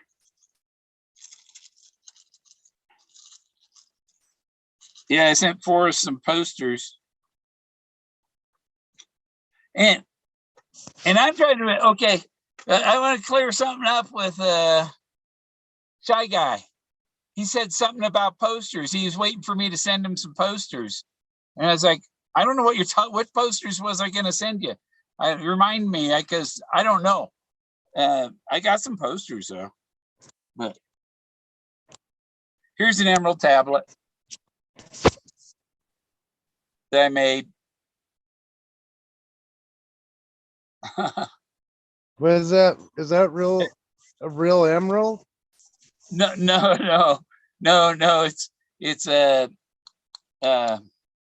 green acrylic. Oh, It's transparent. You still see me. Look, the Matrix. I'm lost in the Matrix.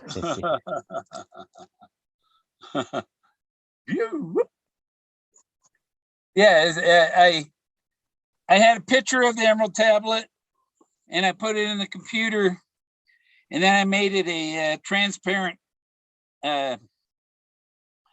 PNG, and I traced it, and so that I had the, and I made it into, and then black text, and I printed it on there. See, this one has Thoth. I put Thoth on the back. Hmm. And that's the Thoth that I found on the mountains here. The oh, it's stuck on there. Yeah, I can take the phone up there for a second. Might need some light on it. I made this one. I don't know if you can see it. Let's see, playing flashlight. There's a light.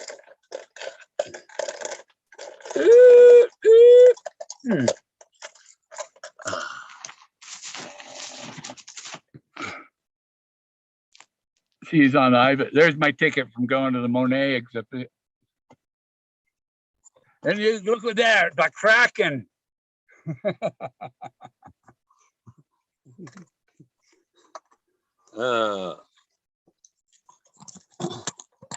Oh, when you see on Facebook the ad that you can buy this go-kart Jeep for $40 and you order it, this is what they send you. LED light. Well, light, huh? Yeah, they sent me a fucking light. I saw your chair was a ring, a metal ring. Which chair? The gaming, didn't you order a gaming chair and they sent you a little metal ring? Yeah, that was just a little ring. Fucking piece of junk. Yeah. I threw. Well, I was at the post office and I opened that and seen what it was, and I was mailing Barbara her emerald tablet. And Did you find that stuff on Facebook Marketplace by chance? There's the eagle. Yeah. Did you find that stuff on Facebook Marketplace? Yeah. Uh-huh.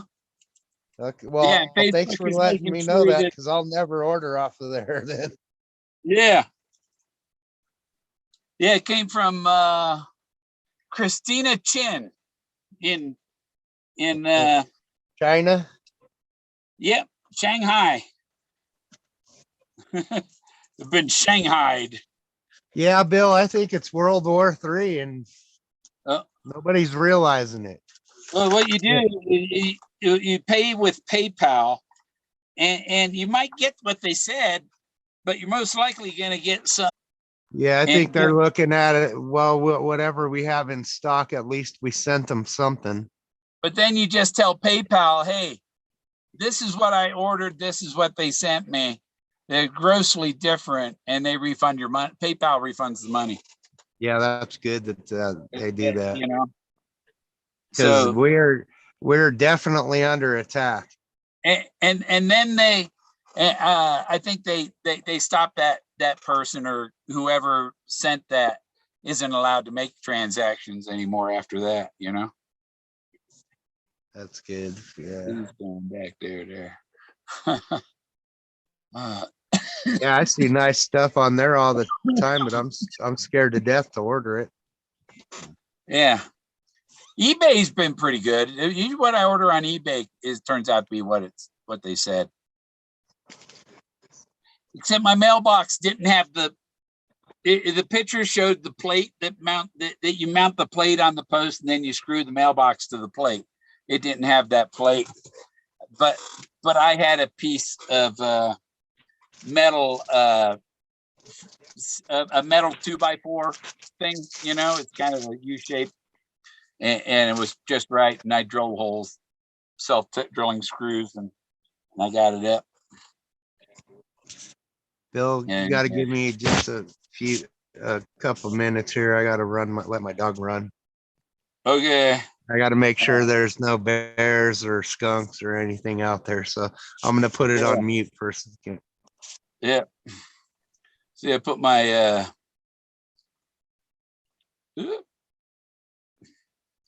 Put my mailbox out there today.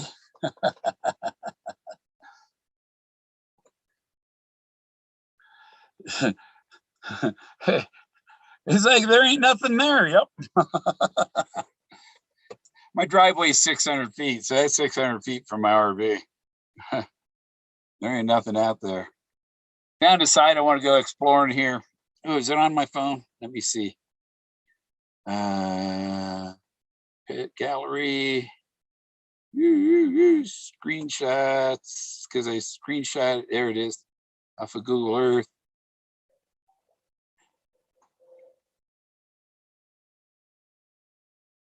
Yeah, I found this thing.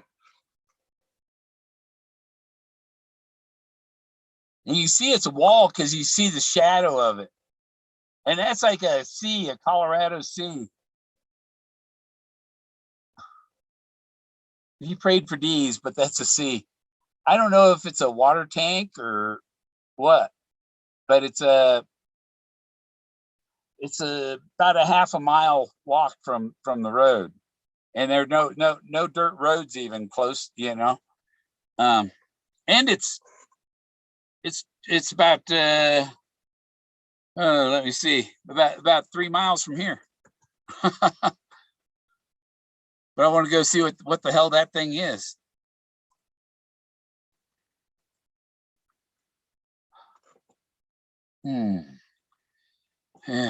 Oh, this is still there. He's just muted. And these gummies come in these cans, but I found this great. You put a magnet inside, you can say that, you know, they stick together.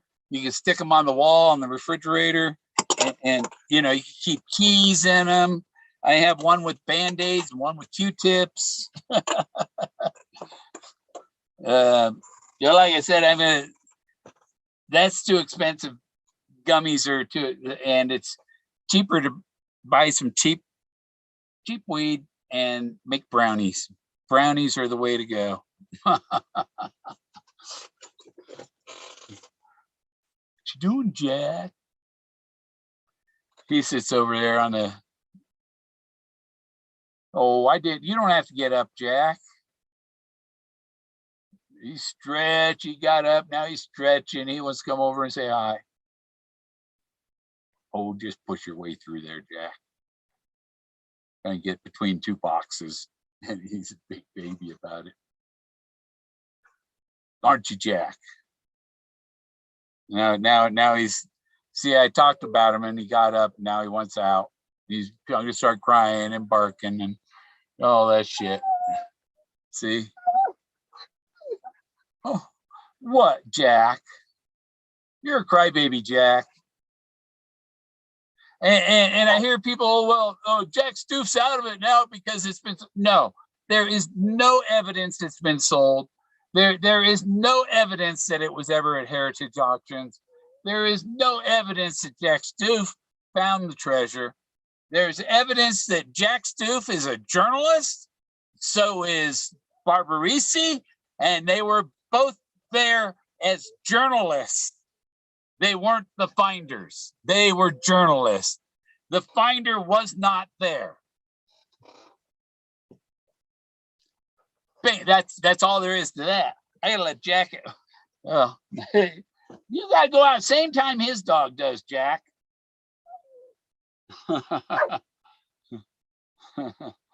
It's midnight in California. He knows it, right? Are you a werewolf, Jack? Jack, hey, are you a werewolf? No. Are you a coyote? Do you have a girl? Is your girlfriend a coyote? Is your girlfriend a coyote, Jack? Is your girlfriend Coyote ugly, huh, Jack?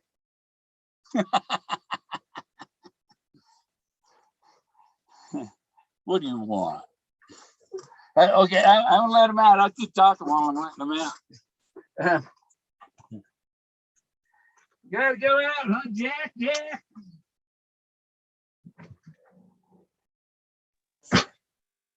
Yeah, that's pretty funny. Shots heard him and she was instantly back inside. She ran up in here as soon as she heard him barking. I heard a boy. Pretty cold out there this morning. Huh? It's pretty cold out there this morning. It's 40 here. Yeah, I wish I don't have a way to tell the temperature. I need one. I go out there barefoot and start my generator when it's. Well, I guess I could look at my thermostat. Huh? Let me see what my thermostat says it is.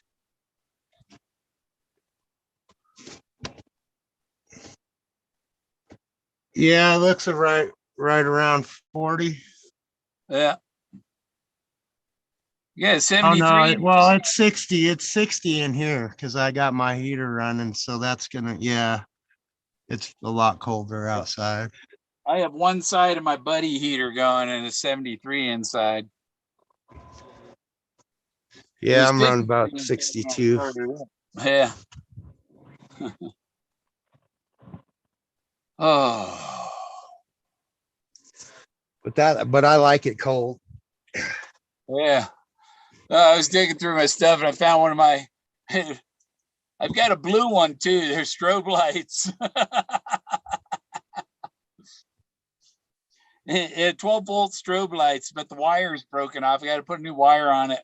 Got to find the blue one too, and just put them up on the roof of the RV while I'm parked out here, and I can turn them on, and people think, "Oh, the cops are over there." How funny! Yeah.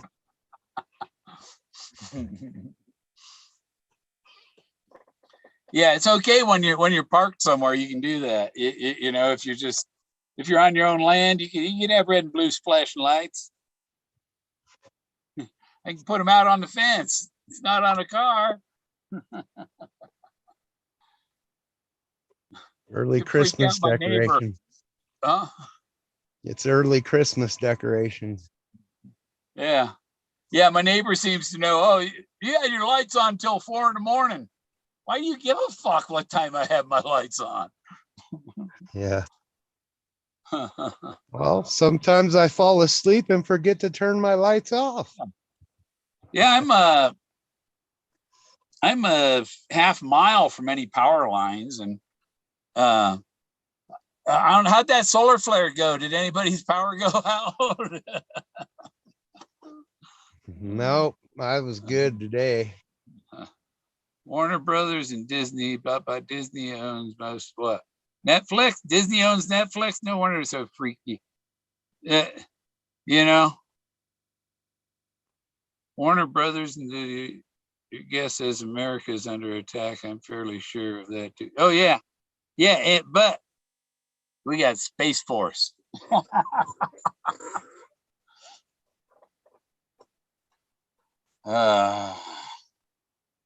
What the hell do we need Space Force for? Space Force is monitoring all the corruption. Are they like the ones that are those like the ones that are going to protect us on Judgment Day when the angels come down? No, the trials are coming for all the corrupt politicians. Because it's treason, they're going to Gitmo. They put a whole bunch of new rooms in Gitmo for all the politicians they're going to be shipping there.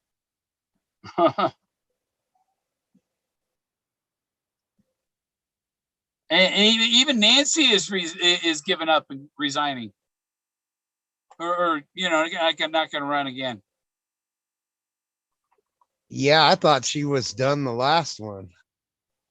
Yeah. Oh no, they cheated on the election. That's why she's not, because she knows they know, and she knows that she can't do it again. She's going to hell. Yeah, it's just, you know, these two, I don't know. I hate politics. It's like, who can screw it up the worst, you know? It seems like that's been the scenario over the last 20 years. I didn't know. And then I had another one of the microfiber lens cloth in there. I didn't realize I had. And left my camera in the car. This not too cold yet, but I shouldn't leave my camera out there when it's below zero and stuff. Yeah, that's not good for it. Yeah. You get condensation inside of it. Well, the lens on it doesn't come off. And so, yeah, you can't get inside to clean it. But I brought my old Nikon. When I went to Alan Parsons' concert, they wouldn't let me bring it in because it had a detachable lens. The lens can't detach. As long as the lens don't detach, you can bring it in. So I got a camera. That one was 300 millimeter. The one I have is 4,000 millimeter. Wow. I can sit way in the back and get pictures of their faces, Be like him right on stage with that thing.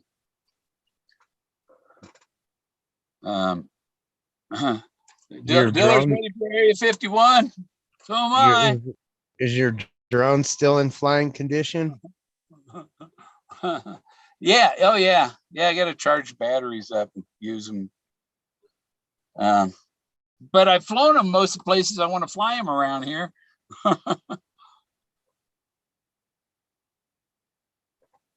Oh, that's why I got to put this back on. Or just, I'm just going to spray it in my face. I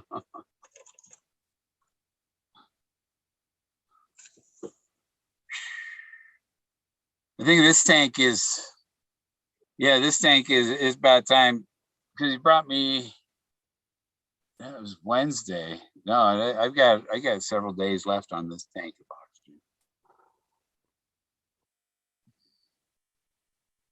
oxygen.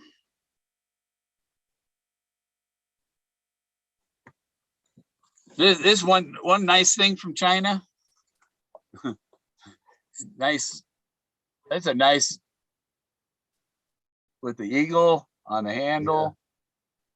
Yeah. And there's the eagle engraving on the blade on both sides. Yeah, that's pretty nice. And what I do is see right inside the sheath, you see that. Let me see. I turn it this way. Is that a built-in sharpener? No, it's a neodymium magnet. And yeah, you seen it for a second. What the fuck? There it is. Neodymium magnet in there. And so you put the knife, I slide the knife in on the other side and then let it stick to the magnet. But you see. Oh yeah. No, And that's actually a pretty and nice it keeps your looking knife from falling out. That's my invention. I think I just invented something because I've never seen a scabbard with a built-in knife sharpener. Oh, okay. Yeah, we can put a sharpener in there too. But yeah, that one's pretty sharp. I've got that one pretty sharp in my World War II fighting knife. My dad found this up in Gold Country in California. It's a World War II. Yeah, that's a real knife right there. Huh? I bet you that one's sturdier than that one from China. This is it's a throwing knife. You can, and it attaches as a bayonet. It's a, where's the sun there on that side? It's got a cartridges or whatever. It's but it was all rusty. That's why you see it's a little pitted from the rust that was on it. But it's sharper than shit. That's a really sharp blade. And then this is my other knife. You seen that? Yep. That one's an old one there. Yeah. Forrest said it's 600 to 1,400 years old.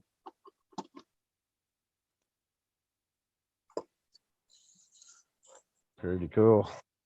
Yeah. So it could be over 1,000 years old. It's been sitting up there on the mountain. And I found that like 200 feet from where you can see Moses. Wow. And then you wonder, did Forrest Fenn leave it there? That's why he knows exactly what it is.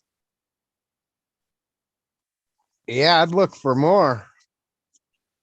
Yeah.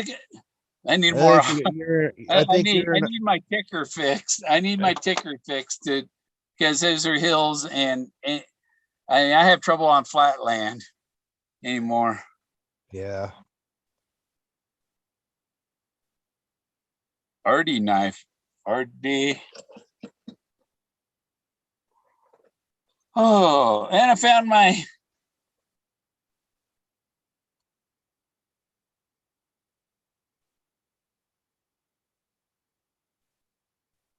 little It's a bear. koala bear. That's the Koala bears are koala, great, isn't but it? he's brown. Yeah, it's koala bear, I guess. He's got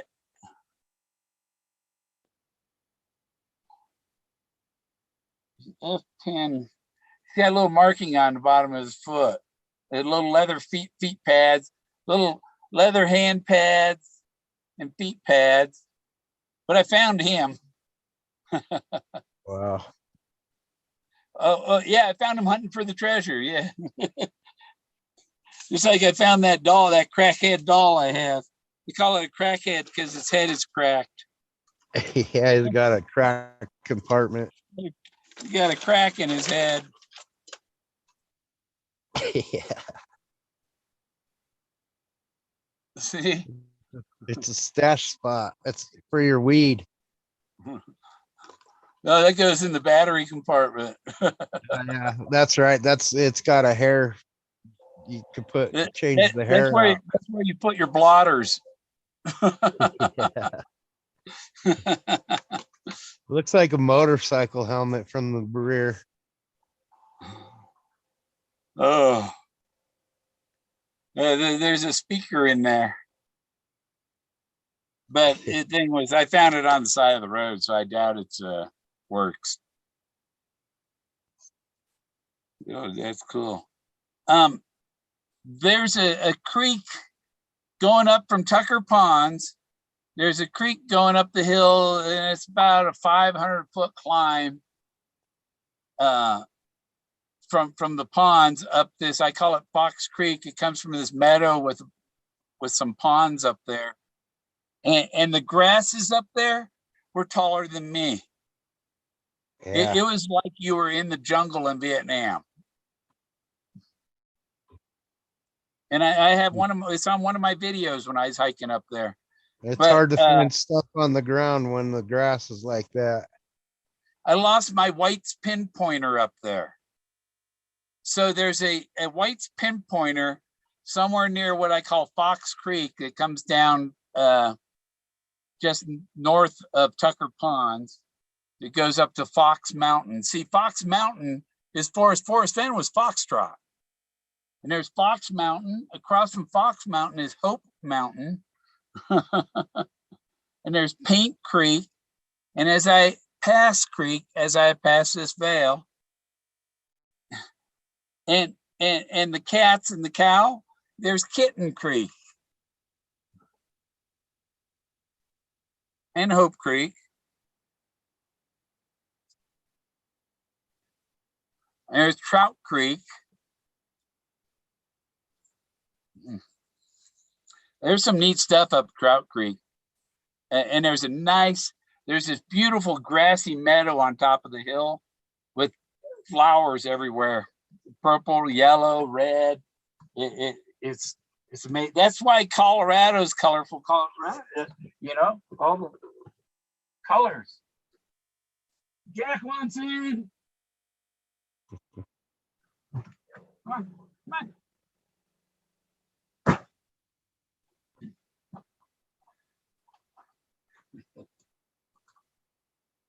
Yeah, let me get a cup of tea too.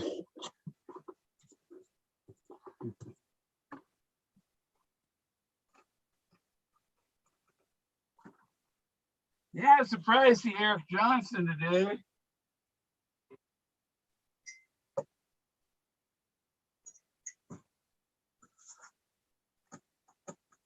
And yeah, Troy's blaze is a tree, we know.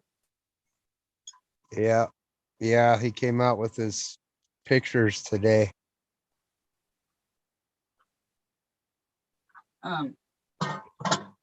So, but my blaze last 10,000 has already lasted over 10,000 years. Wouldn't have trouble going another 10.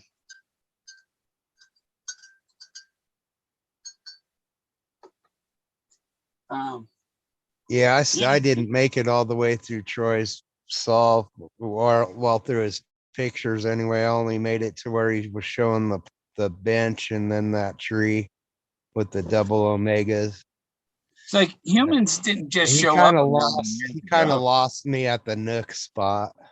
Yeah, there are feet print of humans next to dinosaur feet print in Texas. They just found them feet print in New Mexico that are 30,000 years old or so. And I have a footprint that is it's like 2 feet long. And it's just less than 100 yards from a parking lot up on top of this little hill, about 200 yards from the highway. And there's this giant footprint, but it's not in, if it comes up like this and it's a foot, it's like maybe the foot step there and it compressed the stuff under it that it solidified harder than the other stuff around the outside came out. I don't know, because it's like on a pedestal. Was it a giant's footprint? Yeah, giant's footprint. It's right by Del Norte. And Del Norte is a D, has a big D on the hill. Yeah, there's a treasure. There was a treasure recovery down there at Black Lake. It's not The too giant far footprint. from Del Norte. If you're heading up 160 toward Del Norte and it says quarries, historic quarry or whatever, it's where they quarried rocks out when they first built the town. And they don't quarry it anymore. But there's a BLM, some BLM signs is not long after, right after you pull in there. And so if you park there and go up the hill right next to it, that footprint's up there. Interesting. And the next turn off toward Monte Vista from there is where there's a rock monument for the old Spanish Trail, and there's a map carved into the rocks. And there's a the stick man with the sword, or the stick, the stick is a sword. When Charlton Heston, he talks about the wood stock. The wood is the stick. Moses, the stick was the first weapon. Is Charlton Heston the one that wrote the Outlaw Trail? I don't know who wrote that, but he was in the 10 Commandments as Moses.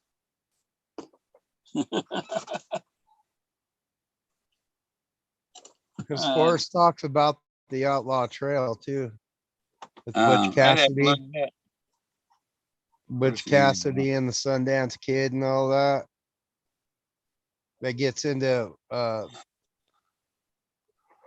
their hideouts and yeah. Well, the one guy and all that. Albert Brown was part of Butch Cassidy's gang, and he had a hideout near Summitville. And I think I found his hideout near Summitville. It's a cabin, and there are 1856, 1858 uh, uh, marks on aspen trees up there. Yeah, and when the scar is that old, it gets really thick and huge. You know, a Yeah. little distorted. But who's talking about the bomb? I just saw that. Oh, Legos are the Richard. The bomb is the bang. The bang is the bullet. The bullet.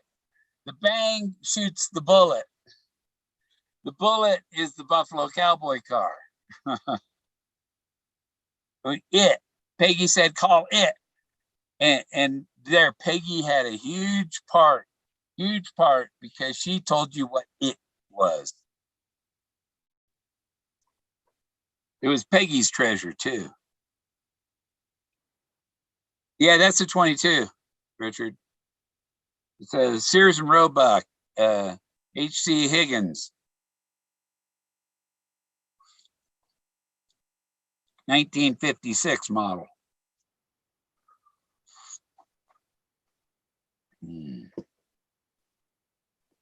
Bullet point. Yeah, I got that thing holds 18 rounds. and you can get rid of them 18 rounds in about 2 seconds. Yeah. So as fast as you can pull it, it'll shoot.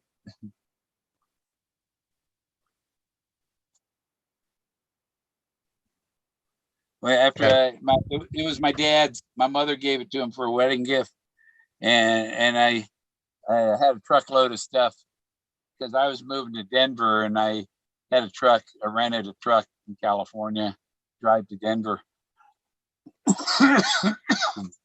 and I stopped in the middle of the desert in Nevada and did an 18 shot salute for my dad with his 22 out there in the middle of the desert.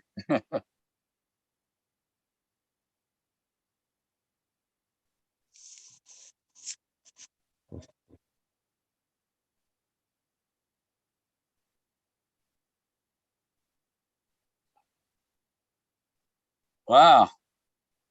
The Munsters, Lily and the Munsters.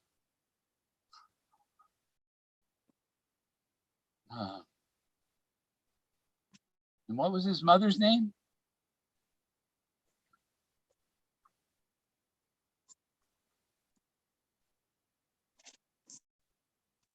Whose mother's name? Forrest Fenn. Wasn't it Lily? Her Yeah. maiden name was Simpson. Yeah. Okay. And when you watch the Munsters, what was the woman's name? That's the Munsters are before my time, Bill.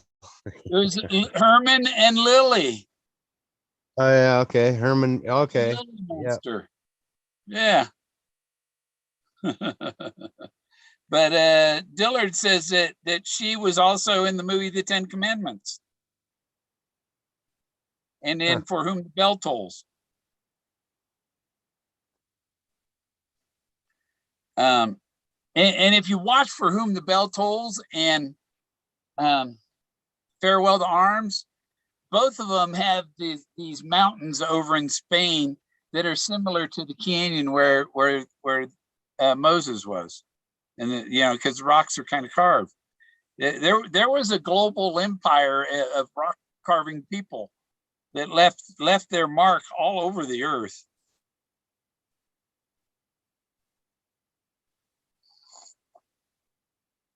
Yep, and that's just the stuff that's exposed. Imagine what's still buried. All the information that's underground. Oh, in that movie, Gods of Egypt, there was a scene and there were elephants, right? Because the elephants were helping them build the pyramids. Mm-hmm. Oh, it takes so many people to move that rock. They used elephants, you dummies.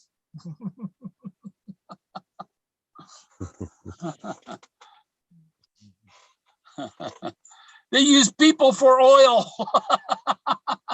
So the blocks would slide. No.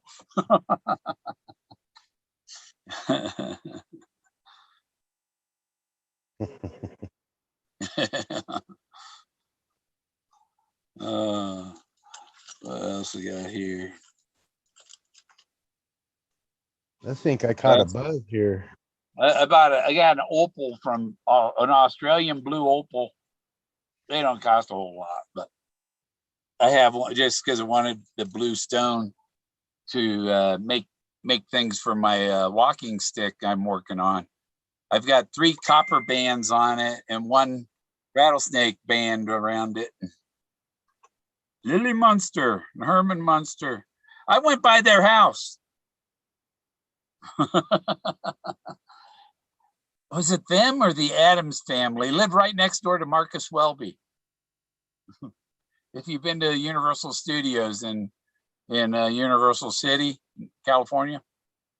Yeah, I've never been to California yet. And you take the tour, and like it's in a street corner, and Marcus Welby's house here, and the Munsters are here. You know, they're neighbors in that corner, but they don't show the neighbor's house in the beginning of the show. You know, the Munsters' house or the Adams family. I can't remember if it was Munsters, Adams family, but one of them lived. I think it was the Munsters lived next door to Marcus Welby.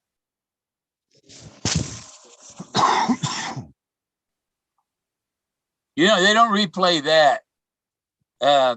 You don't see what was it with Mr. French?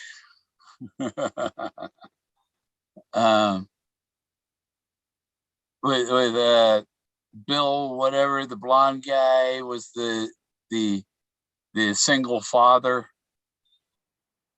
and he had a male housekeeper, Buick Opal. Yeah, we used to.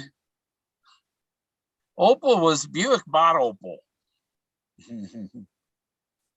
I think we used to drive an Opal Cadet. My roommate had an Opal Cadet, and he got a hole in the roof and stuff. And we would use it. We get at the end of the street, and at the end of the street there was a bump, a dirt bump, and then there was this. It was like it used to be an orchard or a not an orchard, a cucumber field, you know. So it's just mud field in the winter in California. And we go down to the end of the street and we'd hit that bump and we'd probably fly 20 to 50 feet through the air. And while you're in the air, you crank the wheel. And when you hit the mud, you just go spinning through the mud. It was so fun.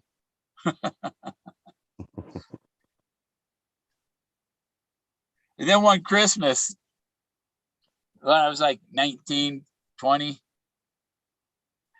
I was, you know, when you're like, 19, 20 and stuff, you're just hanging out, staying with friends, sleeping on the couch and shit. And that was kind of, because I was a roommate, but I think I only had I slept out on the couch. That's kind of, I was a couch roommate.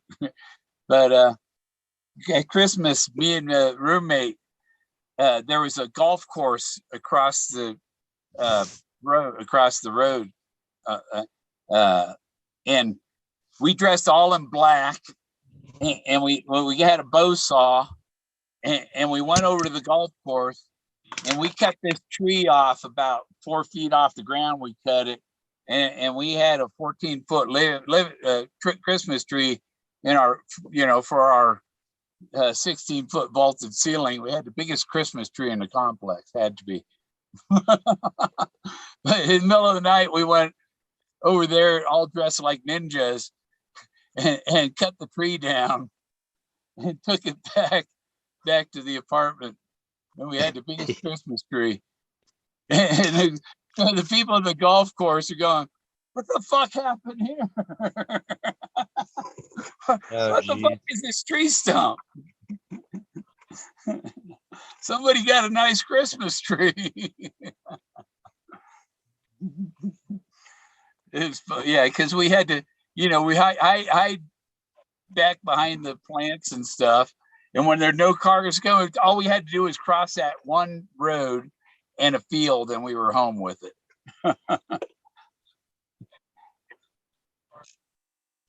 But yeah, they never knew what happened to that tree. This left a stump. I bet some of the golfers liked it. Got rid of that obstacle.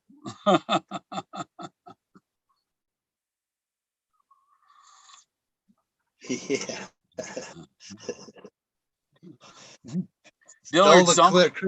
Bill stole a Christmas tree from the golf course.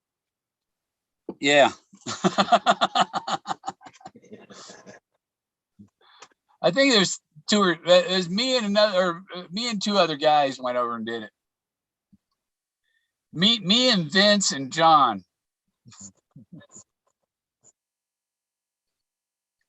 John, did you do that on Halloween or in November? No, it might have been December. It was November or December. Yeah, before Christmas. And then while that tree was there, okay, the one room, it was Vince and his girlfriend lived there, Darlene, and he had this huge, like 10-foot macrame owl hanging on the wall. And Vince was sitting on the couch, goofing off, holding his lighter over. He held his lighter over his head and flicked his lighter and caught that macrame owl on fire. And it went up fast. And he pulled it off the wall, and we threw it out on the balcony of the apartment. And he put a beanbag chair on top of it to put it out. And the little styrofoam balls from the beanbag went all down on the apartment below. It was like it's snowing, Yeah. But the place didn't burn down. And we had a grease fire making tacos once there, and we got that out quick. Yeah, be careful. Not cooking grease will catch on fire real easy.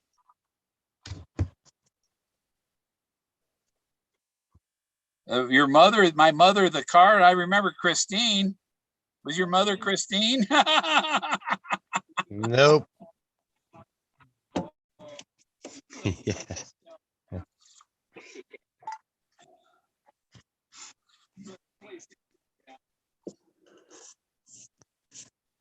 Yeah, I've lost the cops twice. And you watch these police chases, like, man, those guys don't, they don't know what they're doing. And when I was looking up the lot next door to contact the owner to see if they want to sell it, I accidentally clicked on the one a block over. And I've been putting my name as Steve McQueen because of the bullet. And the last name was McQueen. I'm like, oh shit. My neighbors, the McQueens.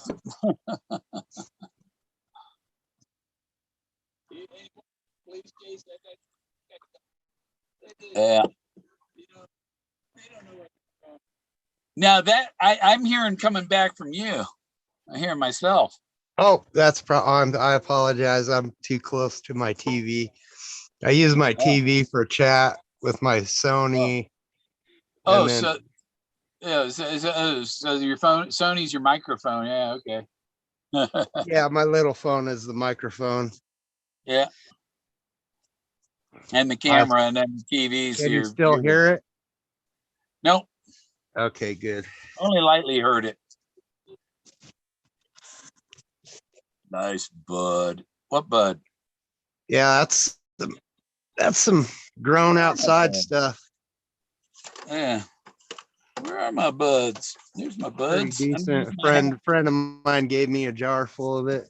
It's like nothing like free weed. It's pretty good. It's not one hitter quitter, but you feel it pretty good after about 2 or 3 good hits. Oh yeah. Yeah, there's some nice. Denver Broncos are playing Washington today, huh? Yeah. It's hard not calling them the Washington Redskins. Yeah. Oh, but we can call them the Washington Thinskins. The Washington Yeah. thin-skinned Washington team. Yeah. Yeah, and the Patriots, I mean, isn't that those are white people? Yeah. Oh, I think the Warriors are going to have to change their name next. Yeah. Yeah. Golden State Warriors. Yeah, I don't know. I don't know why they changed the names. Yeah, most of that, Richard, I'm going to grind up and make brownies. And it's like, okay, so how many brownies am I going to get out of the mix? And then I put that many bowls worth of pot in it. So each brownie will be the equivalent of smoking a bowl. Yeah, what size pan you cooking it in? A 9-inch square or I think I got to get a new one. Yeah, probably do a 9-inch square one. I'd put a 1/4 pound in. 1/4 pound. Yeah. Yeah. I just had, I got 2 ounces. I probably use like a 1/4 ounce. No, I'd use at least a full ounce for a 9-inch pan of brownies. Uh, You'll have some pretty potent I want to brownies be if able you to use a full walk. ounce. I want to be able to walk though. Yeah.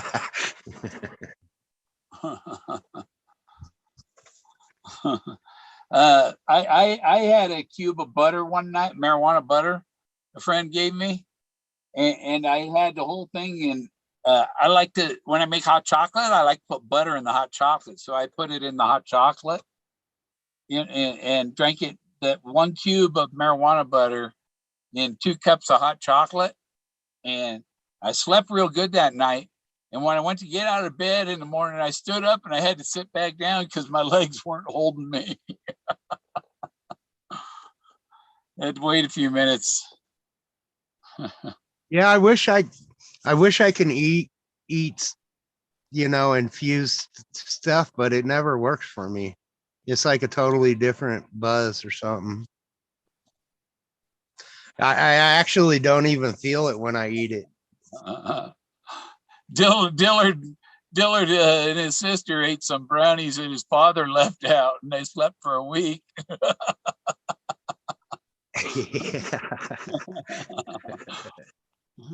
What's wrong with your eyes? My brother was out there sitting on a quarter pop, smoking on some weed.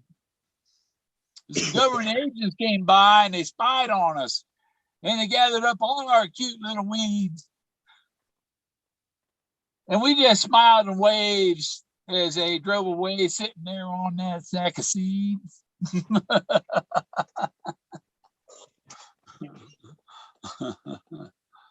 Yeah. That fudge you made looked really good. Yeah, I make so much fudge that I can't finish it, and I have to throw the end of it away because I'm afraid it gets too old. Wow. But I guess like cheese, you could skin it, and just take the outside layer off and eat the middle. The middle should be fine still. And I didn't finish my cake. I got this cake like a week and a half ago. I'm still working on it. Yeah. It's a big chocolate cake, man. Oh, it's called decadent chocolate cake. Is it infused? Huh? Is it infused? No, it has shavings of chocolate candy bar shavings on top and stuff. And I think it even has chocolate icing underneath. It doesn't Around have the edges THC in underneath it though. does. Huh? It doesn't have THC. It's just regular cake. No, it's Walmart bakery.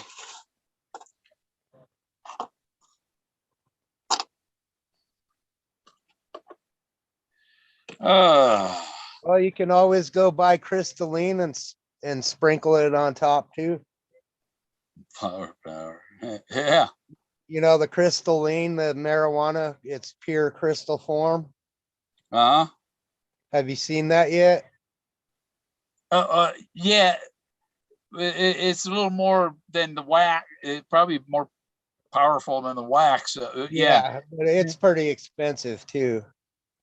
Um, yeah, I thought of getting the wax to make brownies with the wax or brownies with the oil. That would work good. Yep. The oil they put in the e cigarettes. Yeah, the little canisters. Yeah. Just dump that in the brownie mix. And make sure it's mixed real good so it doesn't all come out in one brownie, you know? Yeah. Or you know what? You could even get icing, just pour it in the icing and cover your brownies with icing. Yeah. Add the marijuana oil to the icing.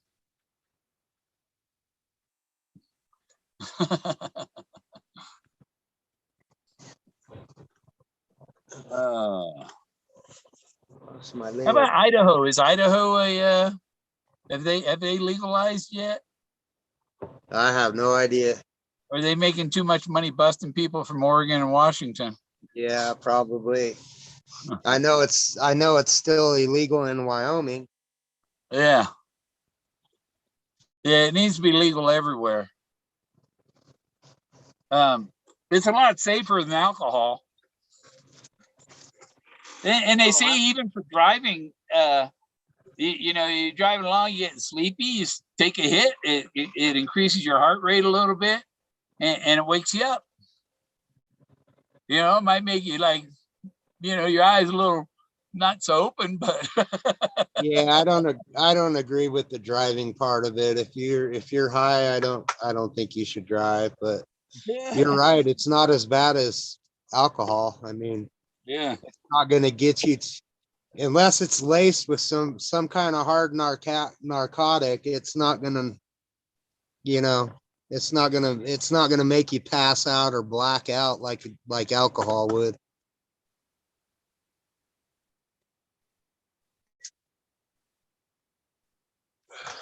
But I agree, it should be legalized all the way across the board. I got my let me see.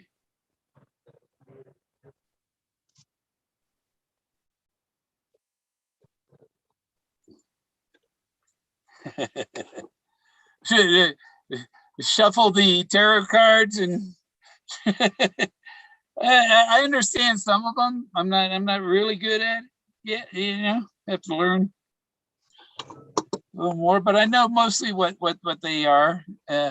Like the pentacles and things are money and prosperity and things like that, and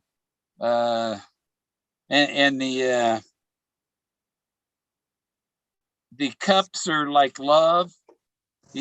Some good, some bad.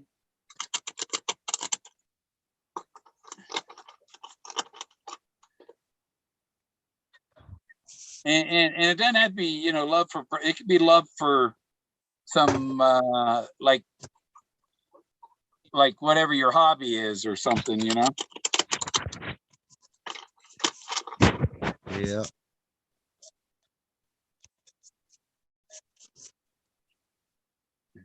But I've watched him and I was like, okay, you keep saying it's coming. You keep saying it's coming. Where is it? Where is it? You keep saying the same thing. You give everybody hope. That's one good thing about it. It gives people hope. The readings you get on the internet, because they try not to read the bad stuff. Try not to tell you, oh, you're doomed, you're dying, death is coming. Death represents a rebirth, a new beginning, the end of a struggle, and so good comes after death.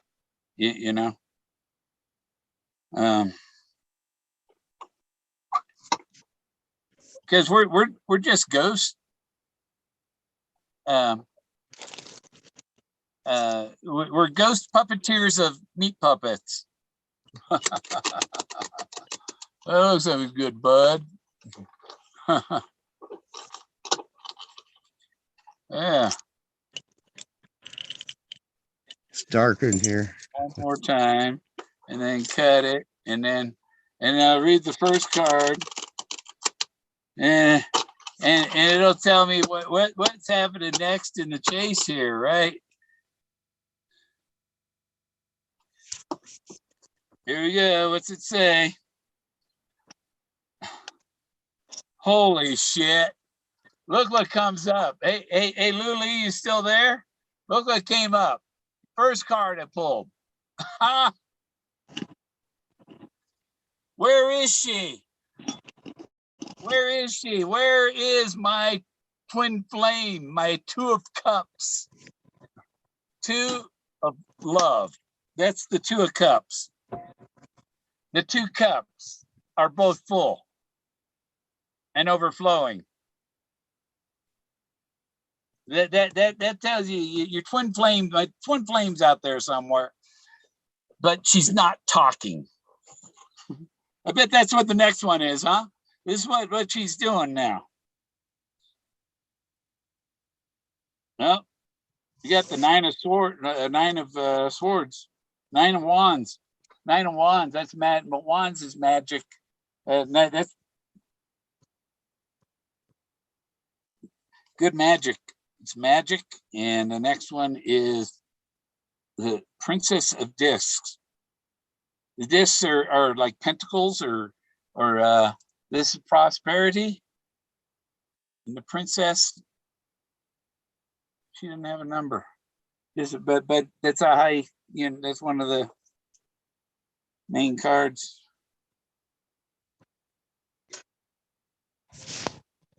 And the two of wands, that's similar. That's magic and similar to the two of cups, the something very magical is going to happen, right? And the sun card. The sun is the blade. Everything going the right way. That's like, the sun is without the sun, we wouldn't be here. All life, without the sun, there wouldn't be life on Earth. Be too cold to sustain life. Magic is coming. The Knight of Wands. It's on the way. It's being delivered. And the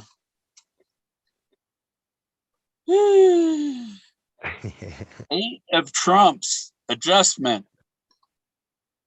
There'll be some adjustments to be made here, I guess. And the Knight of Discs. Money is on the way. Right, Lily? That'd be nice. Money is on the way. That's the night is, yeah. Uh-oh. That'd be nice. I need 11 a drone. of Trump. Let's see what it says. Lust. I have my own religion. I call it lust. Yeah. I do. It's Living Universe Spirit Temple. LUSD. All lust is wanting the things you can't have. Yeah. Lust is a love for life. And the is that 11 of Trumps or 2 of Trumps? It's either that's a 2 and yeah, that lust card was one of the 7 deadly sins. Yeah, cool. Well, Forrest was milking the golden calf. But, yeah. the priestess. Literally in your art, he was.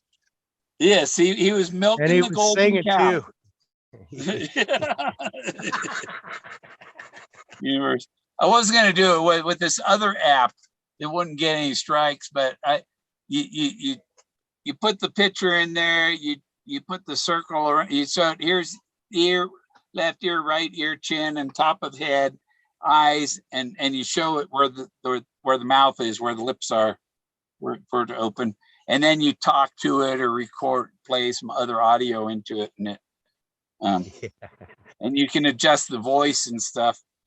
It was hilarious. I loved it. Yeah, I'd play it or I'd get a strike. I'm watching this thinking, what if one of the families see that? It'd be like he was really singing the song too. It was just I loved it. There it is, the universe. Hey, Galaxy, he might be Galaxy, but I got the universe. The universe is more powerful than the galaxy.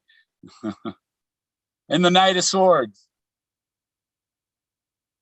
That's like that's like the scissors, cutting to the chase. You know, it's coming on a fast horse.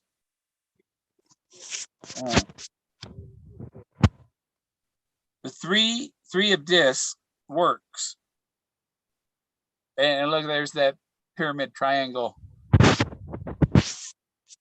Mm-hmm. How many cards is that so far? I don't know, but there's 72 in the deck. Let me see.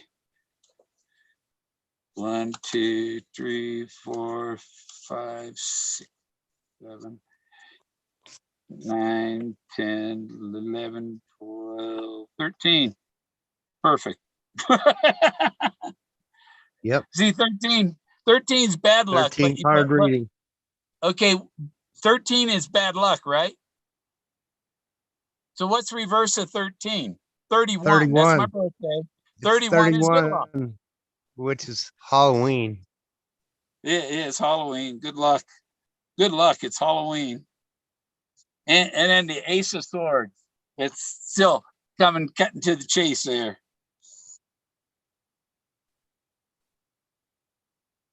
And the two of this, which is, it's got the yin yangs. Two yin yangs. It's with the yeah, it's got infinite balance. It's got the infinite symbol balance around it balance too. Equality. Yeah. The positive and the negative together, working together. Inside the figure eight. The Three of Wands, virtue. Okay, I'm gonna put them away. I was listening to, you posted that thing Coast to Coast with the Ouija board. I was listening to some of that. Yeah, I did. That was a pretty interesting one. Get discharged and stuff. I have about 4 years worth of Coast to Coast shows in my MP3 files. So I wonder if that's awesome. You should send me some. I love that stuff. I would go hiking with it in my little port and my phone, and listen to it when I went on my hikes with headphones. Yeah, and it's a proven fact that the government was doing remote viewing type stuff, and that kind of ties into that. Yeah. So they knew this. Yeah, they were using a Ouija board to remote view. And the chase is tied to that type of spiritual. They're trying to learn. Like Forrest Fenn, he was looking for God. I'm trying to find my eye drops because my eyes don't want to open. I think they're under my shelf over here. I never believed in the Ouija board. I always figured someone was moving it, and I never saw it move by itself. So I don't really believe in it until I see otherwise. But that was a good story about the Ouija board and the soldiers and all that. Yeah. Yep. He's got a frog sitting on his wing.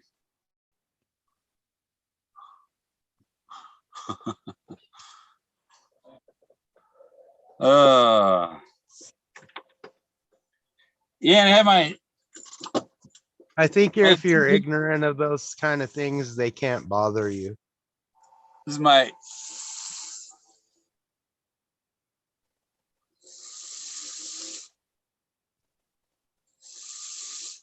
Dremel. I got the extension thing on it because you know you don't want to. You want to you're when I'm grinding on rocks, you want to do it in water, and with this extension, you don't get the Dremel machine wet. You know. Mm-hmm.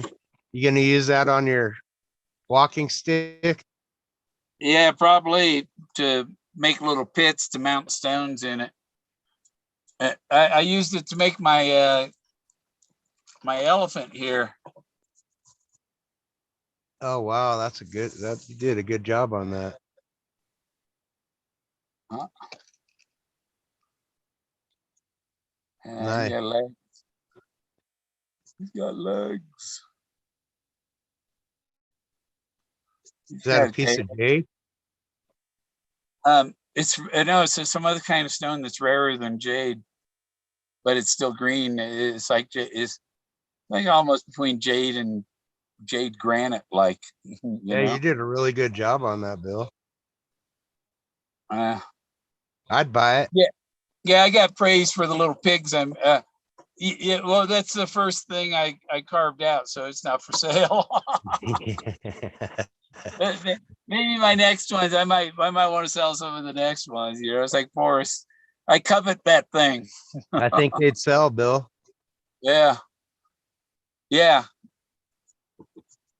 Especially if you can do them out of some rare stones. Yeah, I want to go. I gotta go down to Fenn's old gallery and show him my art and show him the email from Forrest that if he was in the business, he'd like to handle my art. And maybe that'll help me get my art going. Yeah, I remember you talking about that before. Yeah.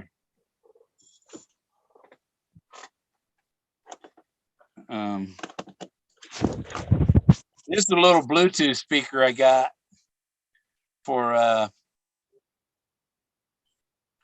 when I get my Togo back this week, I hope. Yeah. Nice. But yeah, it's a little Bluetooth mode.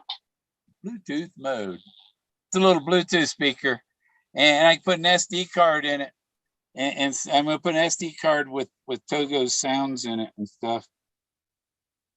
It's turned up all the way, huh? Oh, the volume switch only rocks a little bit. Oh, it's a button too to advance, I think. Yeah. And it rolls for volume.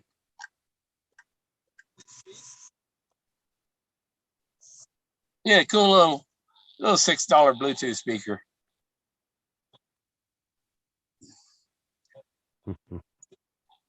But yeah, I can I'm gonna put the audio files of my parrot talking and put them on there, and then keep him where he's gonna be on that piece of mahogany I have.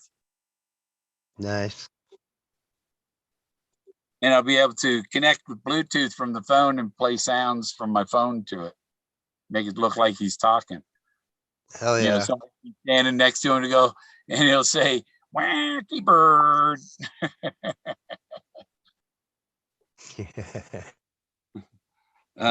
Did you teach him bad words? Did you teach him cuss No, words? no, he didn't know. He didn't know bad words. He knew off to Never Never Land. Nice. Oh, well, one time I did come home and my roommate and him were both going, "No, fuck you." And no, fuck you. And he, no, fuck you.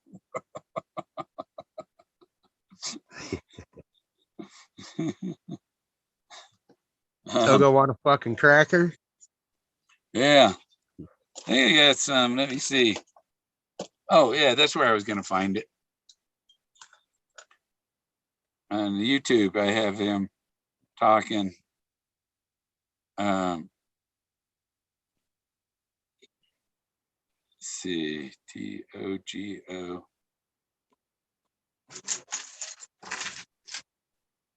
So he likes Metallica's Off to Never Neverland. Yeah. He sing that? Yeah. Yeah. Metallica. Wacky Togo.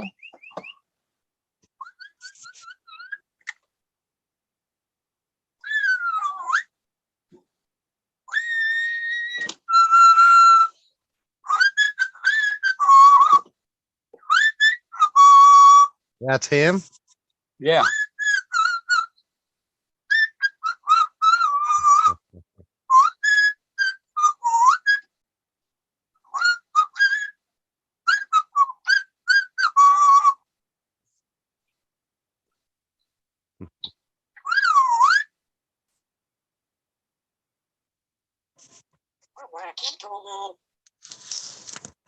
He calls himself Wacky Togo.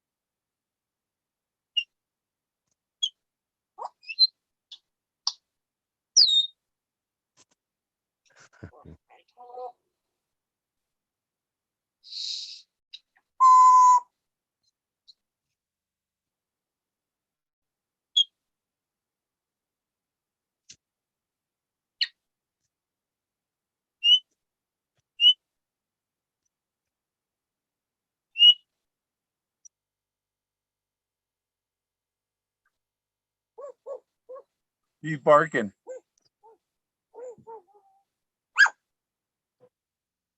Yeah.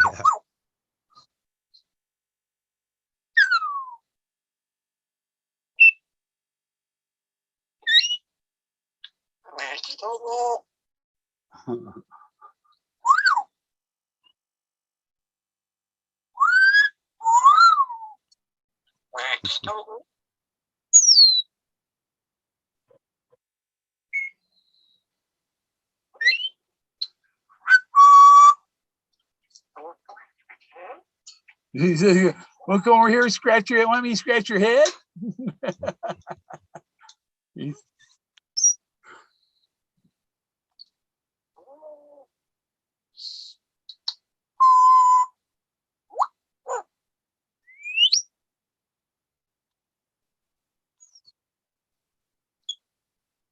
Yeah, see, in the morning when the sun comes up, he'd do his routine. Wow. Worshiping the sun.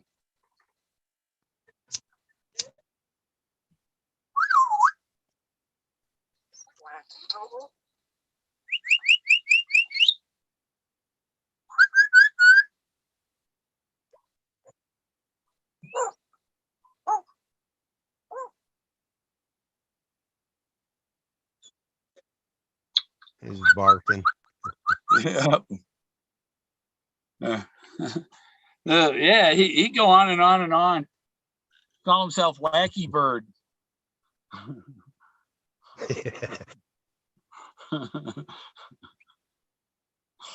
Fascinating animal. I love birds. I said, Togo's a crazy bird. And he says, Togo's a wackadoo.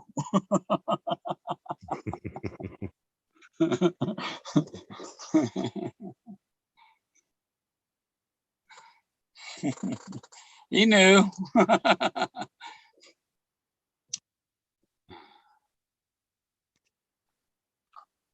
How old was he, Bill? 20. 20. Wow.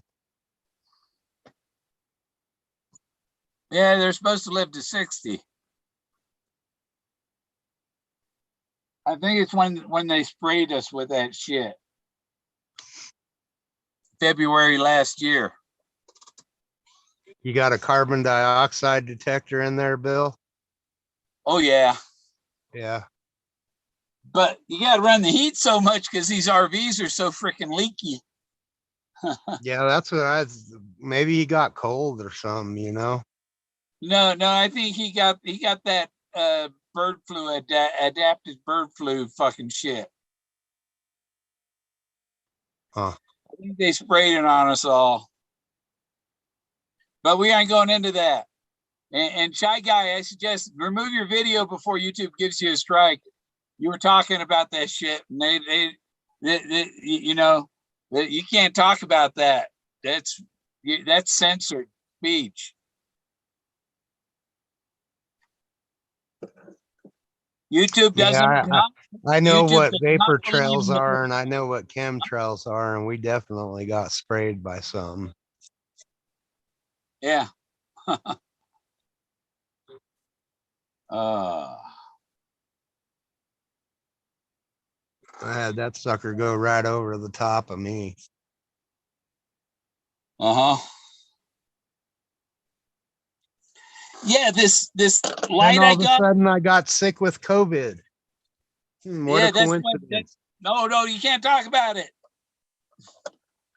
Yeah. Big YouTube penalties. We're not giving any advice. We're just telling people if you talk about that, YouTube will penalize you.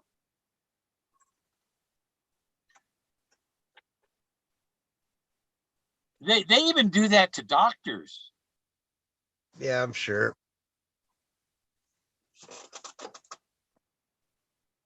Well, you know what 5G technology is, right? They gave me the strike, and I appealed, saying that it's first protected by the First Amendment, protected speech by the First Amendment. Pretty sure we're breathing aluminum right now.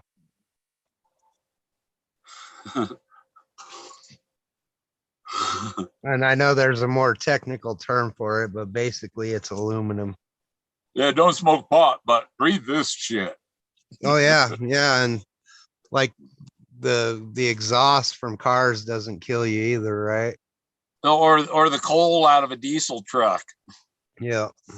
Yeah, that stuff's healthy for you, but you can't smoke weed. Yeah.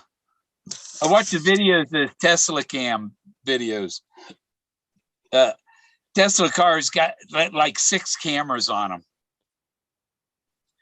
And so you can you got video, you know, both sides of the car, the front and back. Anybody comes near it, it gets their picture.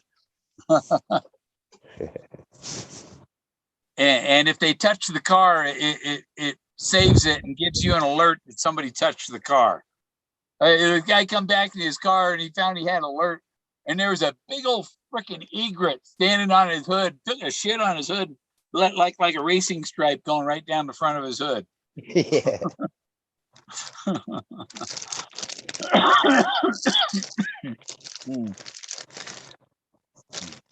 Yeah, I'm pretty sure the exhaust fumes are pretty dangerous for us, especially in the big cities. That's why I can't live in a big city. You sit there in rush hour traffic for 2 hours breathing that, and then they wonder why they have people freaking out with road rage and all that. Well, it's probably the air you're breathing.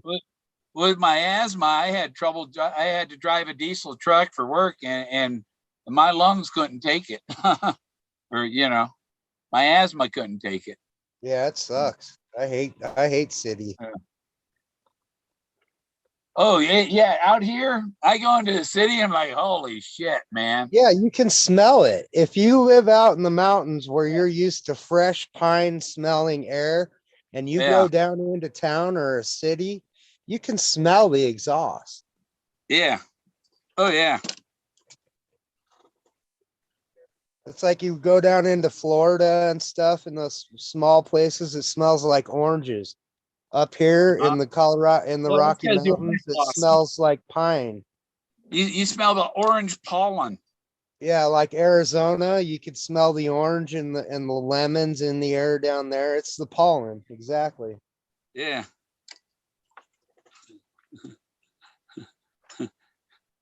Jack's growling at his water bowl.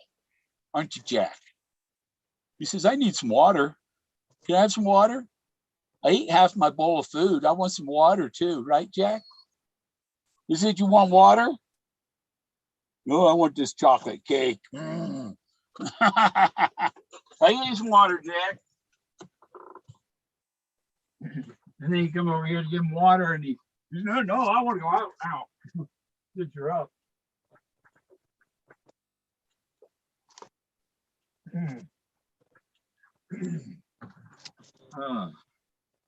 Picking up that 5-gallon bottle of water knocked the air out of me too.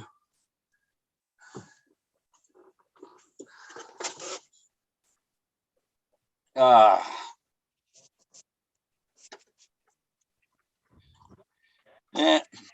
Yeah, I just think we have a lot of rules that are hypocritical.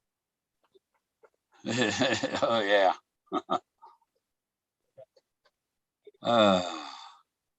Yeah, you're free, but you can't live on your own. I think one of the God-given rights is to live on your own land. You know, if you own the land, then you can live there. Yeah, That's all I got. you should be able to do whatever you want on your own Oh, land, but you want you're me? even limited there. Yeah, they want you to be homeless with no place to go. No, this is the only place I have to go. It's my land.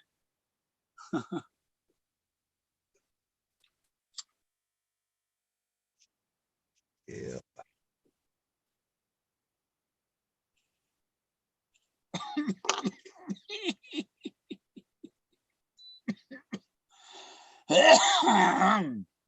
Yeah. So am I the only one buzzing here on this Halloween morning besides me and Bill? Are me Halloween. and Oh you yeah, the I should only be ones wearing my mask. partying?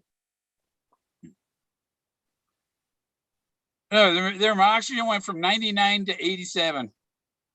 Wow. One Just hit. like in a second. So I don't know if it was just reading wrong and adjusted or. But yeah, I definitely need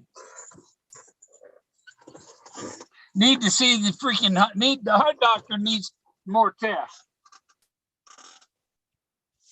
Not just go, well, that test was okay, so you can get out of here. It's like, no, you didn't do the right test, dude.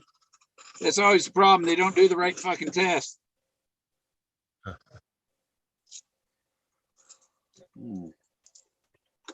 A couple thyroid pills. Yeah, they've been screwing me for a while. I have severe nerve damage in my right arm, and I've been trying to get help with Social Security for about 4 years now. Yeah. Yeah, I had to fight him for 7 years and have two hearings. I had one hearing, and then I had to go to federal court and sue them. And I got a second hearing because they didn't consider certain things like age and stuff. Oh, you're still 22, right? No. Yeah. Oh, you're getting old. Oh, I see. If you're over 50, you're supposed to have extra, you know, age becomes a factor. Yeah, I've had one hearing. I'm waiting on my second one now. I hadn't taken it to the Supreme Court, but I think I will be this time. Yeah. Oh, I got a letter going to Lauren about the Ridiculous, DA. you know. When I was able to work a regular job for 8 to 12 hours a day, you know, they had no problem taking their money out of my checks. And then when I fell on hard times and finally decided that I needed their help, there's no help. I figured I had stopped taking some of my other pills, like my tremor pill for tremors, but tremors are related to those signals that make the heart race and stuff. Because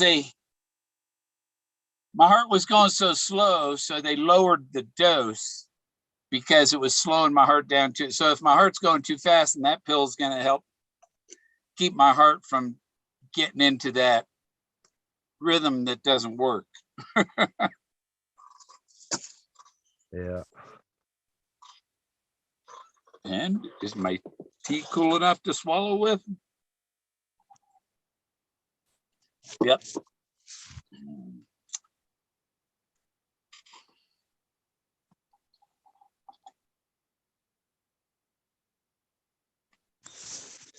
You see, my hand shakes more if I don't take them.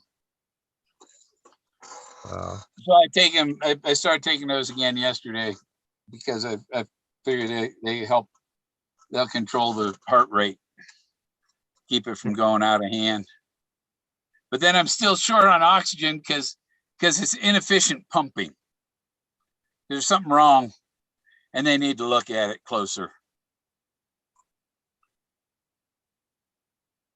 And otherwise, I can go, instead of the VA, I could try and go through Medicare, but they send you to the same doctors.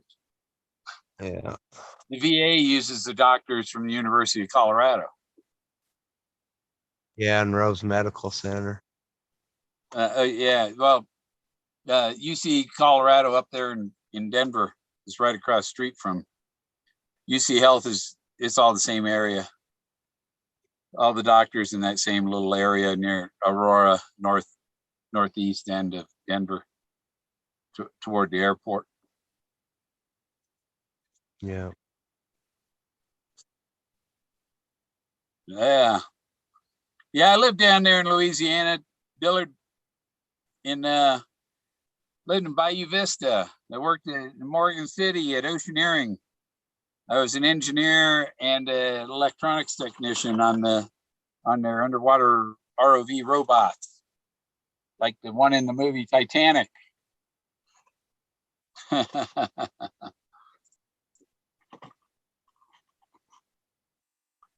I see. I got a picture of that. Huh? Just show you. I had a gig tonight. Oh, so yeah, Whoopi's performing tonight, or was performing. Musically. There we go. Really? There it is. Yeah. Let's see, that would be in pictures. Pictures. Is it? Oh no, it isn't there. Huh. It's on my backup drive. I have too many pictures and I have to put them on. The best backup drives I figured are the SD cards. That's the best memory backup. Don't trust the other. It's got to be, if it's solid state, it lasts a long time. If you got one of them disk backup drives, they crash and you lose everything. Yep. That's why you don't have one backup drive, you have two backup drives. You have a backup of the backup in case something happens to the backup. Yep, and I've made that mistake with music. Yeah. I've made a few songs that I lost that way, being dumb, not backing it up. Yeah. Was it in here? Damn. No. Thought I had pictures of it, but it's on one of my SD cards. The underwater robots I worked on. I can show you find one on the internet. Here we go. Oop, gosh, dang thing. Come on. That's not what I touched. GEANEIR.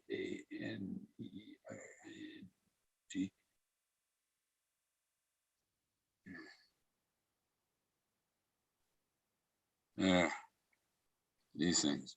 Come on. That's what I worked on.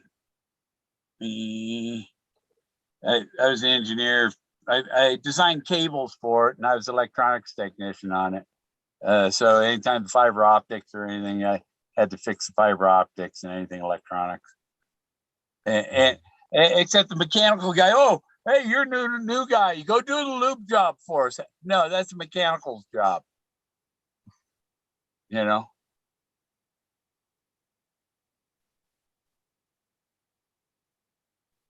But yeah, I was an engineer on these. Wow. That's what they use to find all the old shipwrecks and stuff, don't they? Yeah. They use it for that. Creighton knows what oceaneering is. It's a robot. It's got two like claw arms on the front. Wow.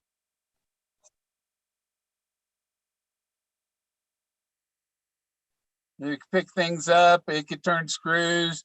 It puts. Sometimes it grabs a cable and puts the clamp onto clamps onto something on the bottom of the ocean, and they can crank it up to the top. Wow.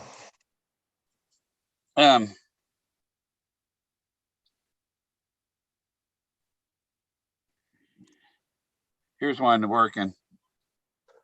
Is it working? Oh. I don't think oceaneering will give me a strike.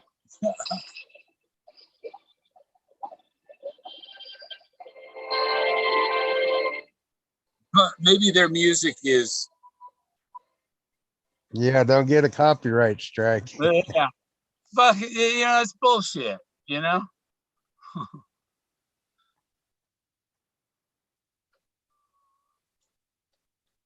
I saw a face.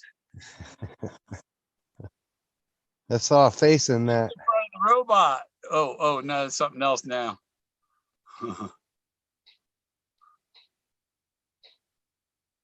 Yeah, they have stereo eyes, so you know how far away something is and stuff.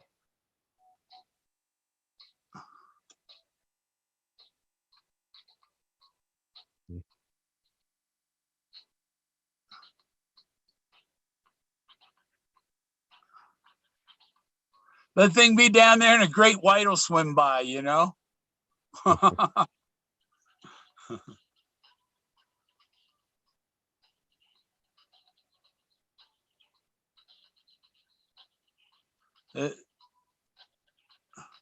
they're down there to work on the oil stuff, but this stuff is cool. Animals and Dinner.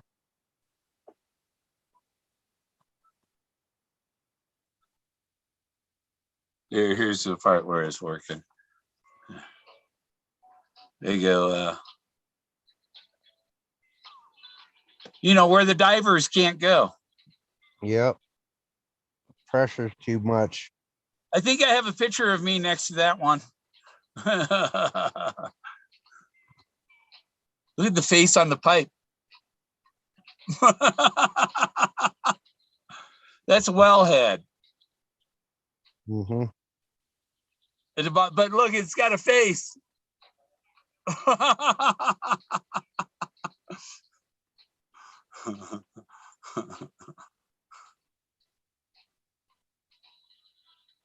So yeah, I was an engineer working on that shit. I worked on the land projects. I used to throw chain. And work tongs. That's a design microwave systems and fiber optic networks, and I built satellites. Let me see. Let's see if my satellite I worked on is in here. But I worked on 11 of them. Wow. Yep, never had the opportunity to work offshore. The last place I was when I was drilling was Fort Bliss. We were drilling for water down there in El Paso. Yeah. I remember my brother worked on some oil fields somewhere or whatever, and he got arrested for probably for pot or something. And the cops kept his class rank. Yeah, I used to do that down here too. We'd take care of do That's just preventative wrong. maintenance on the skid motors that pump all the natural gas out. Yeah. So I've actually worked both sides of it, the drilling side and then the getting into the preventative maintenance on the pumps. And Here it is.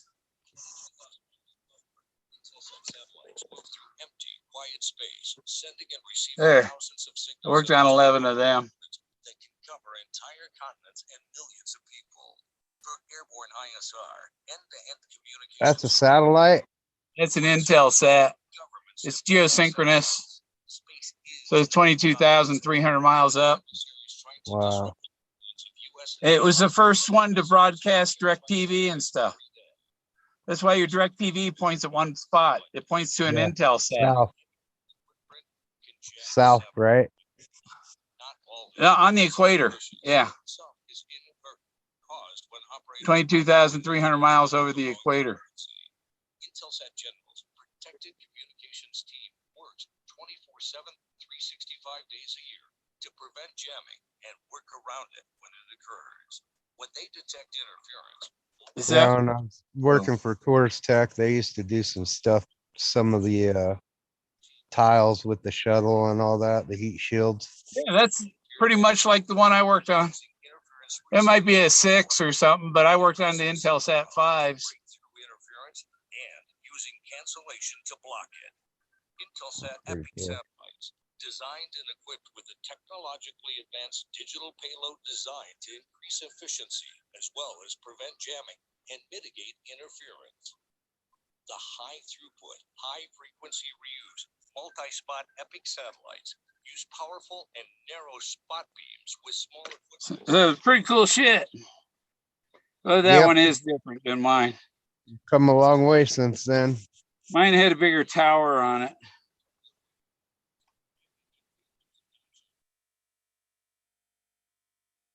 The ones I worked on. And I still have a friend I used to work with when I worked there in Florida. She's like 75 or so. She's like 12 years older. Old friend taught me how to make wire harnesses for satellites. And then I was an integration technician. That's the guy that puts the parts on the panels. So I built the communications modules, which had all the transmitters, receivers, and the waveguide. And, you put the wire harness on. And other people did the solar panels and stuff. That was another department. But I put together the communications modules.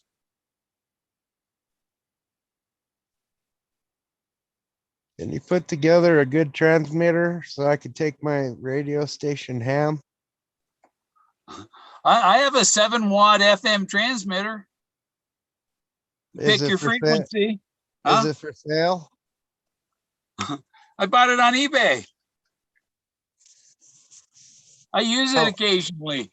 I could wire the sound in from our show here and broadcast it when we're on.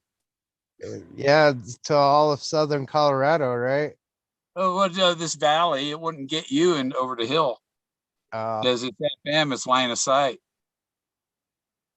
I need an extension so I can put the antenna on the roof instead of inside the RV. It's going to work a lot better up on the roof. Yeah. Or up on my flagpole.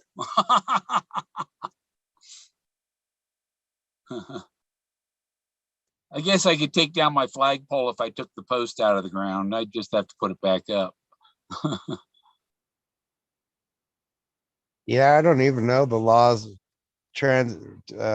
broadcasting through the air or Like pirate, terrestrial like anymore. pirate, right? Pirate radio. Yeah. Yep. Yeah, you end up getting in trouble with the FCC and stuff.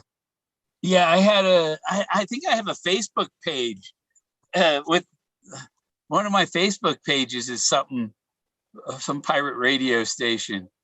And I never took it. It was when I was in Oregon.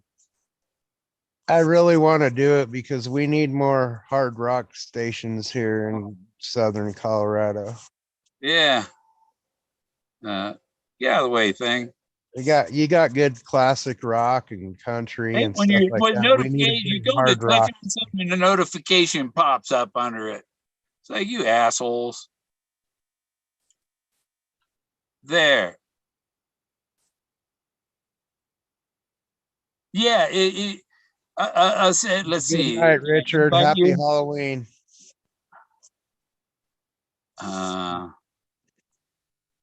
You have a great day tomorrow Yeah. too. Oh, hey. Oh, you talking to someone else? Where you going? I was just reading chat. Richard was telling everyone to have a good day.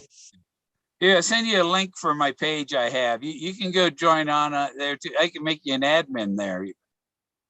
Yeah, I don't know if I want any admin responsibilities. There. Someone says we're one wrong thing. I end up blocking Check them and out then the I link. just get in trouble. I just sent you a link.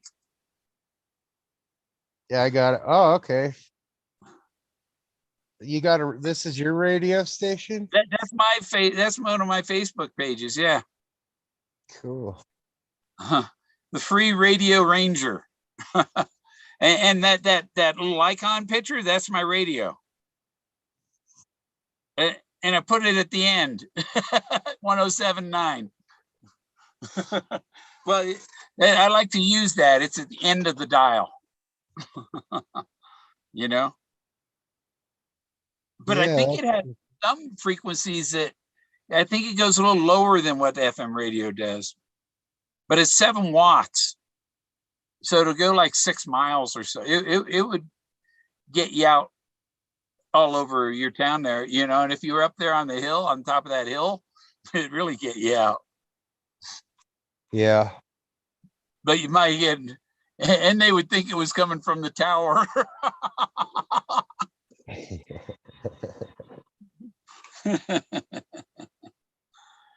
But you just don't use it. More research required. I'm not even at that level yet. Yes, you just don't use the frequency that the tower is using, you know?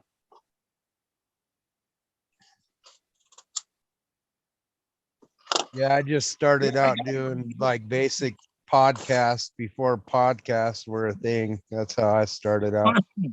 And it was actually in a virtual world called Second Life. Yeah. That's like back in 2007, and that's when I first started getting online. I've got it right here somewhere on this shelf I got right here. I have to dig it up and show it to you. There it is, I think. No, that's another box. I've always been fascinated with Art Bell. He's like the only talk show type stuff I'd ever listen to on the radio. Here's, speaking of Bessie, here's a milk cap from the Gorman Dairy. Gorman Dairy's 100% pasteurized Guernsey milk. Newton Square, Pennsylvania. What did your family run, a creamery? No, there's, look up the Gorman Dairy cow.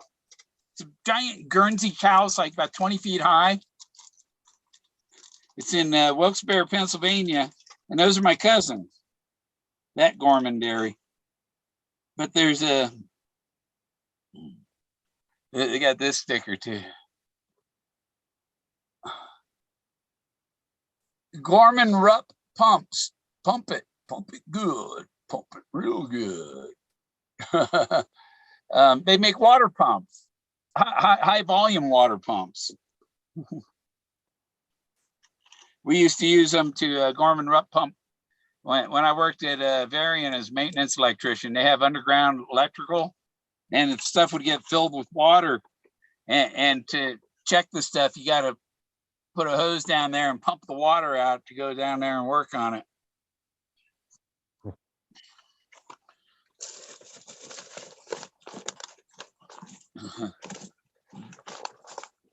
And when we worked on underground fiber optic systems, the stuff's underwater.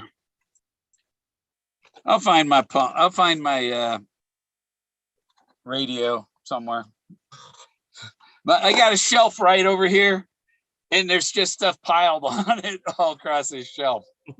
What broadcast software do you use, Bill? You just plug the audio line in and right out of the computer microphone jack right into the transmitter, FM transmitter. Yeah, I guess it's different than broadcasting online. It's just direct to the. It's like a CB rate, but it's FM. Yeah, that's cool. Yeah. I find it. I thought it was right here, within arm's reach. Oh, there's a glasses case. Where did that come from? So with that type of transmitter, are you working with channels or frequency? It's frequency. There it is. There, I got it.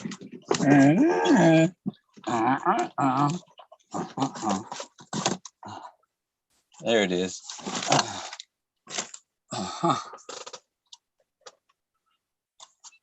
He's got the antenna.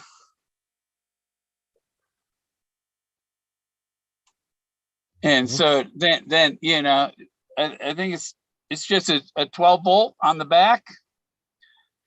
And then you plug the audio in. I got 12 volts right here. Oh, that's not the one. That's a USB. That's not it. The one that goes in the fan, this one, yeah. That should be 12 volts. Is it the wrong size? Nope. And off. Oh, there's a switch on the back. I can't remember. Off. Oh, right there, button.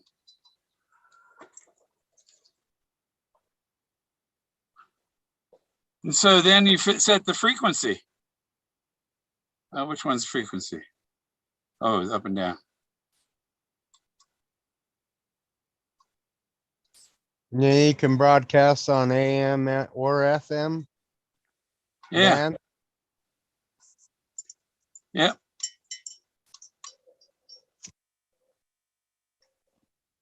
It has volume or microphone and audio. So you can put the music in one and your microphone in the other. So I could right now.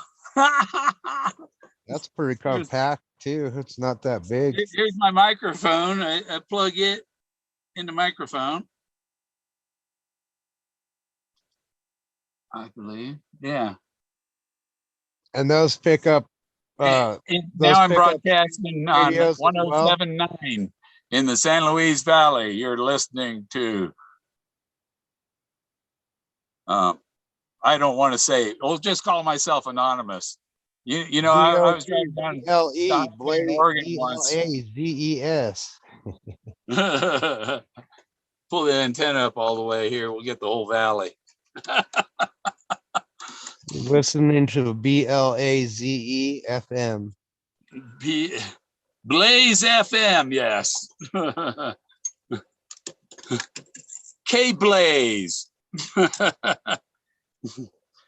Burning the candle at both ends. Oh, it's right over this one, I believe. I don't know. Is there anybody out there watching that will come into the chat here and tell us that you can hear me anywhere near Blanca, Colorado? If you hear me, is this, oh, there's power, I think. Is it? Audio. Oh, I can't remember.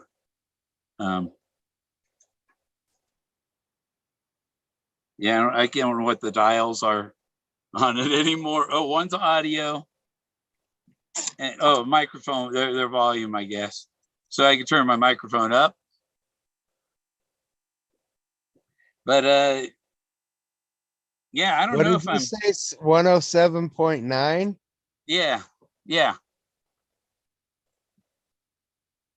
Yeah, that's our You- you- that's KBPI out of Denver. That's the number they are No, frequency. but I don't get, there's Mount Blanca's between me and Denver. The signal don't go that far. This one only goes about 6 miles. And Denver, FM is line of sight and the mountains are in the way. So Denver can't reach here. Do I have, I need an FM radio to check it. Yeah. Don't get in trouble. Yeah. But I could call my neighbor and see if he can hear it. He should be able to hear it. He's only half a mile away. Tune in to Ghost Dancer Radio on 66.6 FM. Yeah, 60. I'm having trouble getting it to change the frequency. I don't know why I pushed the button. Oh, plus, minus. We gotta go down. And the frequency won't, it's stuck on 107.9. Yeah, it doesn't go down to 66 either, does it? It stops at like 80 something, Yeah, 80 right? something. Yeah. How do I get it to go down? It's, I don't know. You turn off. Maybe when you first turn it on, you have to do it. See, treasure no. hunting is my job and radio is my hobby.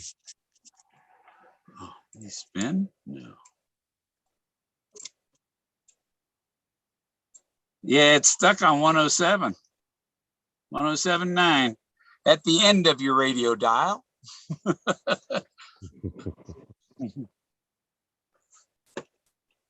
Yeah. Let's see.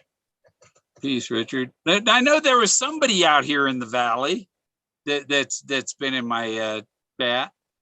And so just tell me if you can hear me on 107.9. I'll try it with my neighbor tomorrow. and my inverter is just like going, holy shit, that's a lot of power. 7 watts. Put me up to the microphone and I'll keep talking and you can go out to your car and check it. Yeah, I guess I could get the microphone closer. Yeah. Undo this.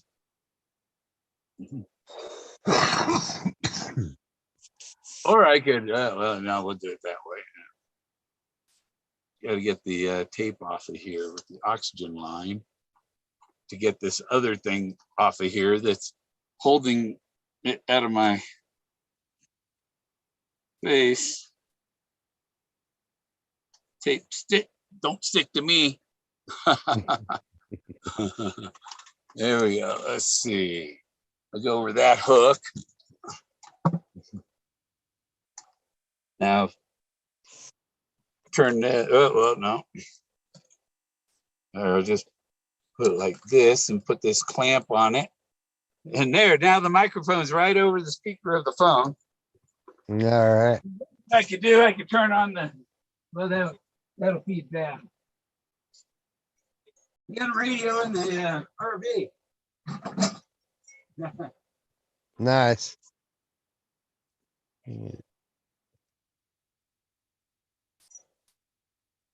This is BLAZE doing a broadcast test. This is only a test. If this were an actual emergency,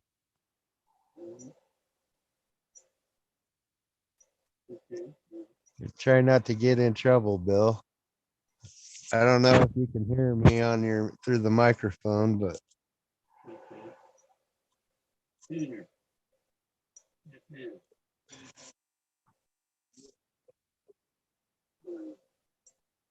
testing 1, 2, 3. Testing 1, 2, 3.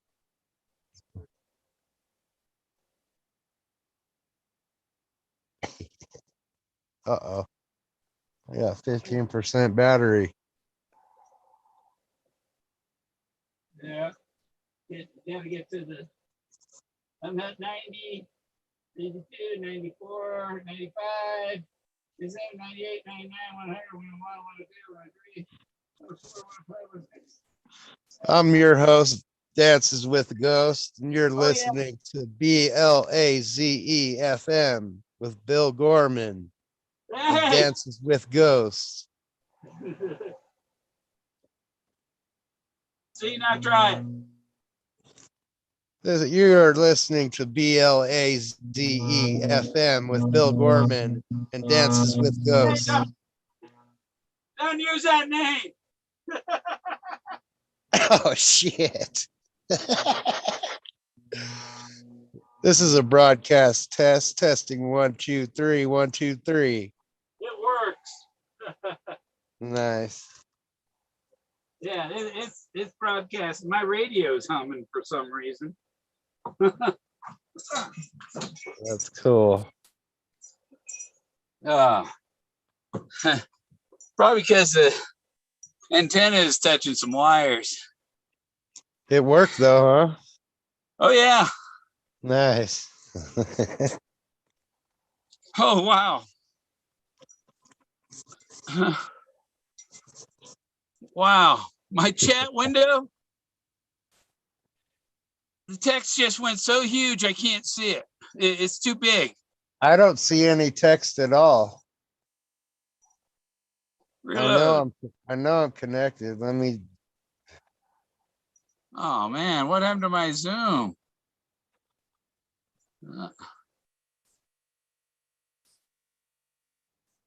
What happened to that, man? What's up with that shit? It's doing some weird shit. What did we do, Bill? Something. I don't know if we're Someone with live anymore. fumes leveling, LOL. No, my screen is just so huge. It better close the window. Ah, shit, man. I try reloading it and it just come back the same size. Sorry, I didn't mean to use your name. Why is it? No. I mean, my screen, I have 2 lines that fill on my whole screen. Just pieces of them. I can't see. Oh, fucking thing. Maybe I just got to reopen it. Yeah, I can't even connect to chat for some reason. Oh, Yeah, no, my dude. chat window just went huge. It's a super zoom.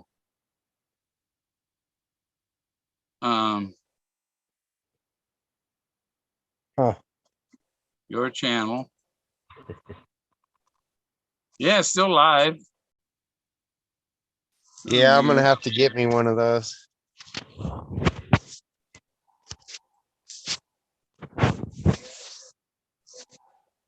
Oh.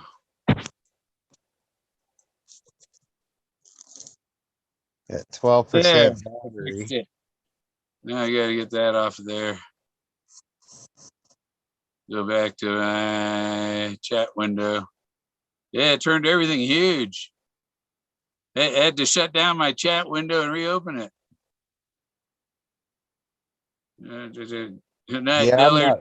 not seeing chat at all on mine. Dillard gone. Yeah, you got to shut it down and then reopen it. Back out of there, turn off the YouTube and open it back up.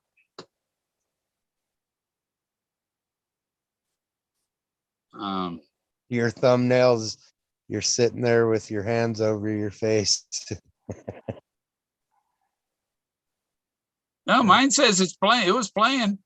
I thought it says live. Yeah, 6 we're watts. still live. Yeah. Oh, maybe that volume is too high, or this is. See, I gotta have the FM. I better turn this off. The FM off. Yeah, we were broadcasting on FM there for a few minutes.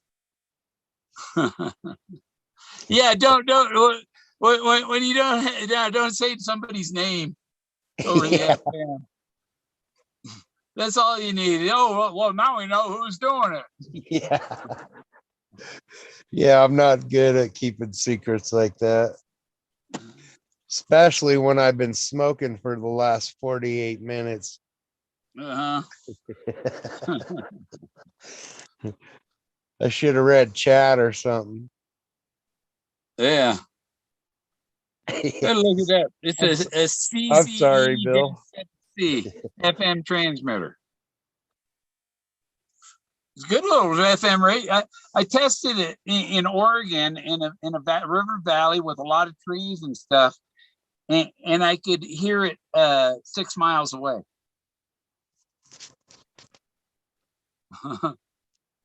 That's not bad. No, 6 miles is pretty good range. Yeah, it's a 7 watts.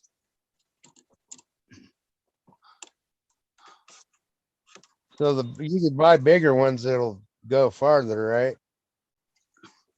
Well, this was the biggest I could find that you could buy on eBay without,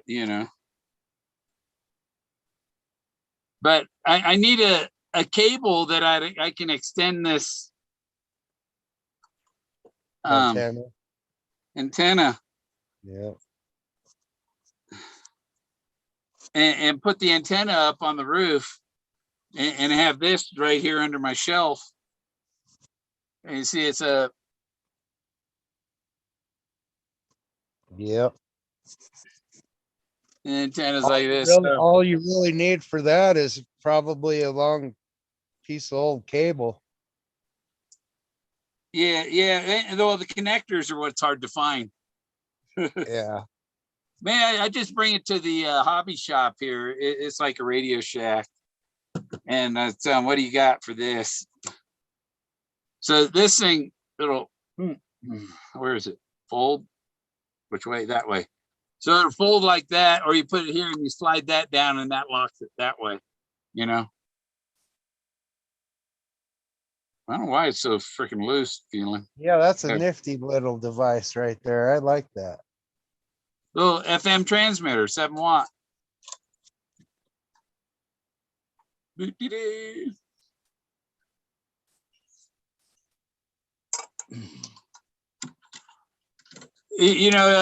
guess they use them like at NASCAR or something, communicate with the drivers because it has a stronger signal, Yeah.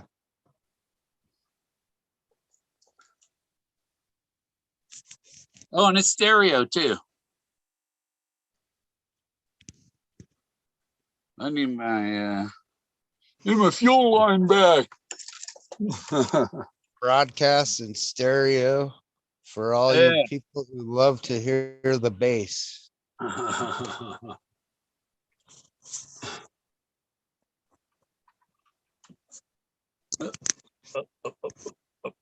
Up there. Now I gotta put everything back how it was. Thanks for sharing that, Bill. That was pretty neat. I got this other. I don't know if I didn't show you guys this one before last time. Where is it? Come, what are you hooked on?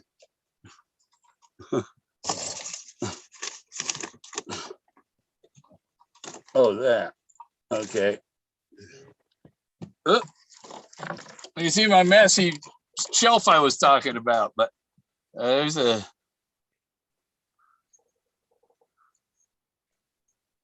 neat little obsidian arrowhead. Yeah, that one looks modern. Yeah, that's what Forrest said.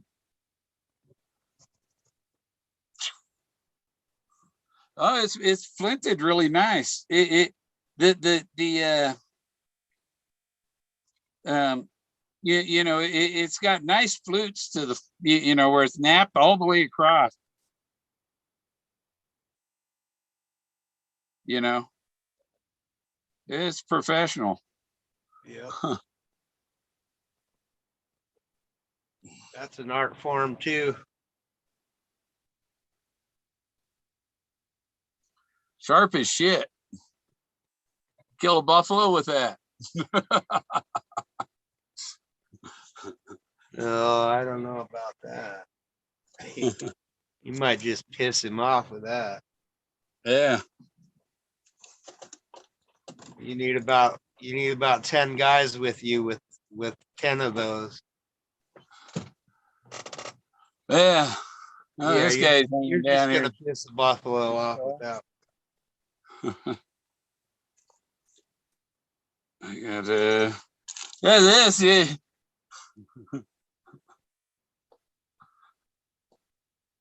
Monatomic gold.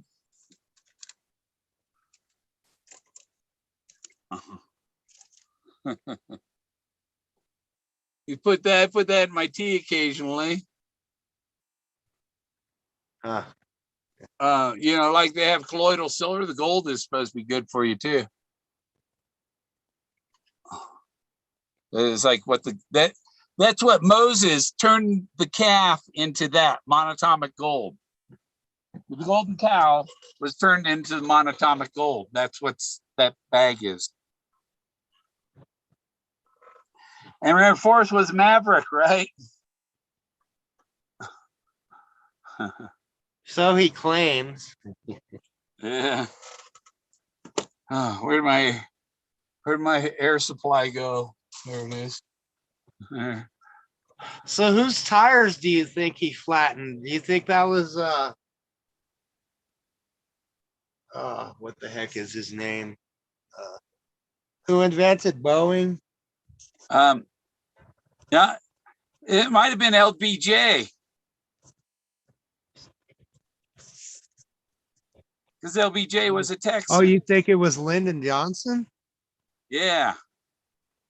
I thought it was the big guy with the what was his name? Wait, yeah, he had to have been a kid, so it was before Johnson's time. Who was the recluse guy that stayed to himself, that was in the airline business and all that and built airplanes? Howard Hughes. Hughes. Yeah, Yeah, I thought it was Hughes. Could have been You could Hughes. be right. It could have been Lyndon Johnson. I never thought of that, but I thought it was Hughes. It was DB Cooper. He was 10 years old. Yeah. And he took a leak in he flattened his tires and took a leak in his gas tank, didn't he? Yeah, something like that. Spiked his tank.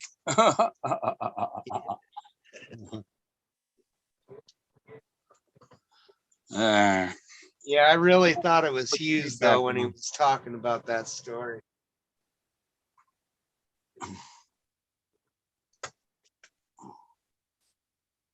It even could have been Uncle Brown.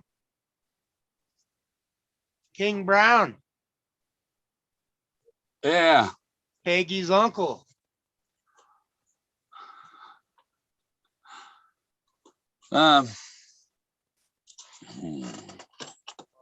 Maybe that's how he met Peggy. Yeah. No, I think he met her in high school.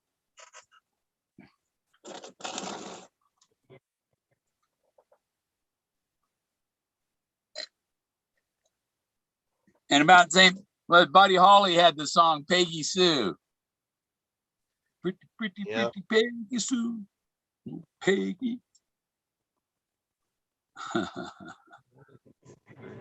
Yeah, how's the golden cow doing? 124 views. People don't, you know, they don't see the clues that the clue that is there about Bessie. She was a You know, Holstein. making that video, you brought Forrest back to life. Yeah. Yeah, and that's a photograph I took of him. That was That's with some my really camera. good CG, though. I mean, it looked. Yeah. If the head wouldn't move the way it would, like backwards, like The Exorcist, it would look real. Yeah, I should have seen if I could tilt the head.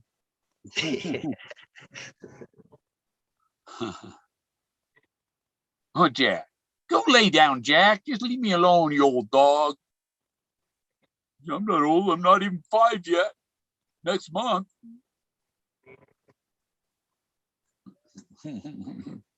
He's begging me. If I don't look at, watch if I don't look at him. No. You don't look My at it. dog's It's eye ears just contact perked for up. them. Huh? What? My dog's ear. She's looking.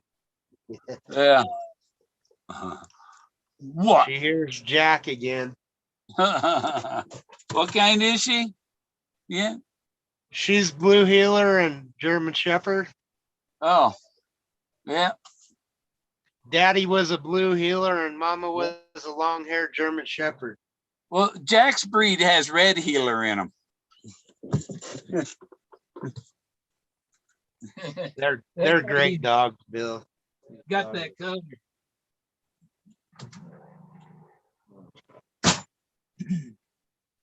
That one out again. Over and over. Gotta go out. What is it? 3 a.m. Jesus. I mean, Moses. Holy Moses. I knew that radio was right there on that shelf. And this was made by Ollie Buttigieg, or whatever. Ollie's Adventures with Ollie. That dude. Yeah. Is that supposed to be you or Forrest? That's me.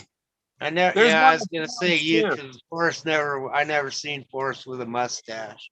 Yeah, that's me. And but there's one of Forrest fishing. I've got my peace pipe. That's cool. Custom made. Ollie made that.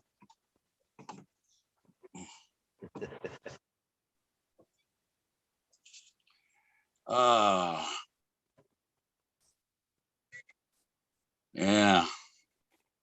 My eyes, I just had like 2 bowls and my eyes are like.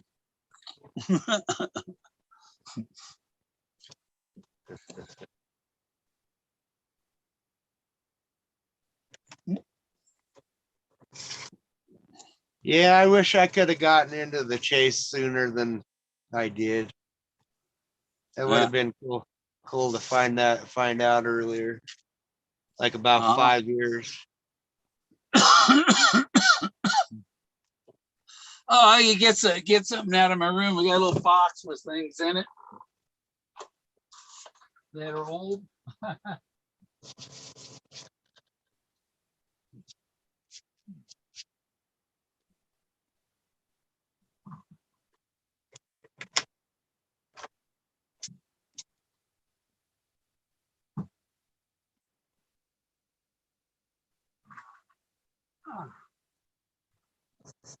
Yeah, Bill, Trusted Living says that broadcasting on FM is a minimum $10,000 fine.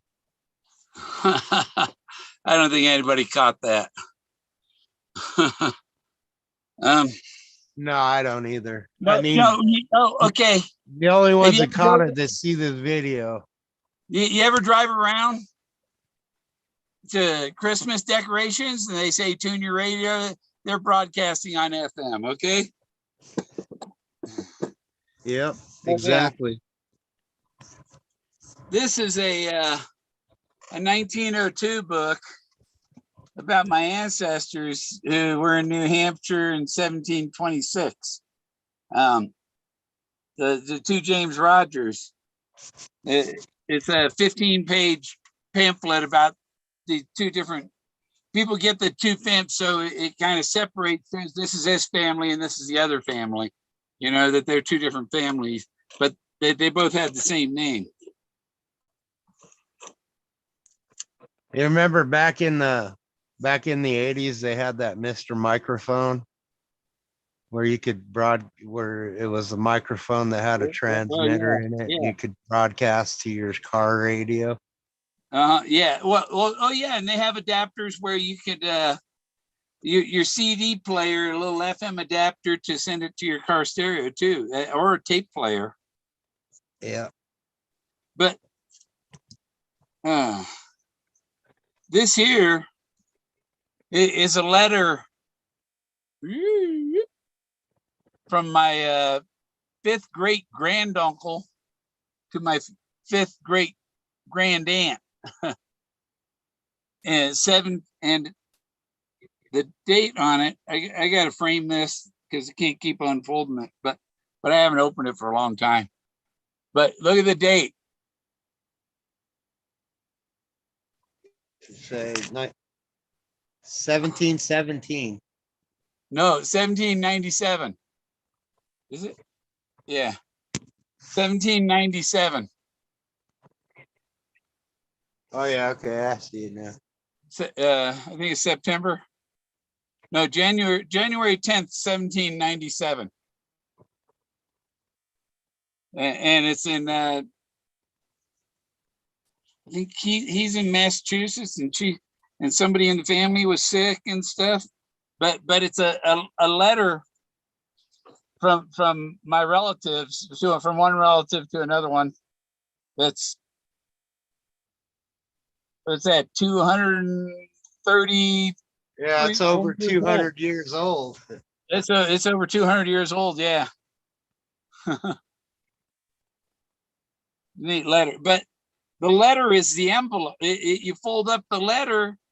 They fold up the letter and put the seal on, and then the letter is the envelope. You didn't have separate envelope. Wow.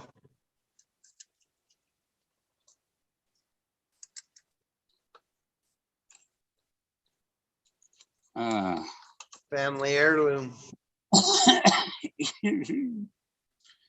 Yeah, I've got that. I have a land deed, a title for some land that was signed by my 10th great grandfather, who was like the justice of the peace and all that back then. Yeah, if they never sold that property, you could probably still claim it. Here's Rick Derringer, 1993 at the Buffalo Rose. In Golden, Colorado. Yeah. House of Blues. Oh, wait. Yeah, the Buffalo Rose, is that the one in Golden, or is that Grizzly Rose? Or Grizzly Rose is in Denver, Buffalo Rose is in Golden. Rose over in near Thornton. That's where I met Greg Chiquisco and Paul Cantner there.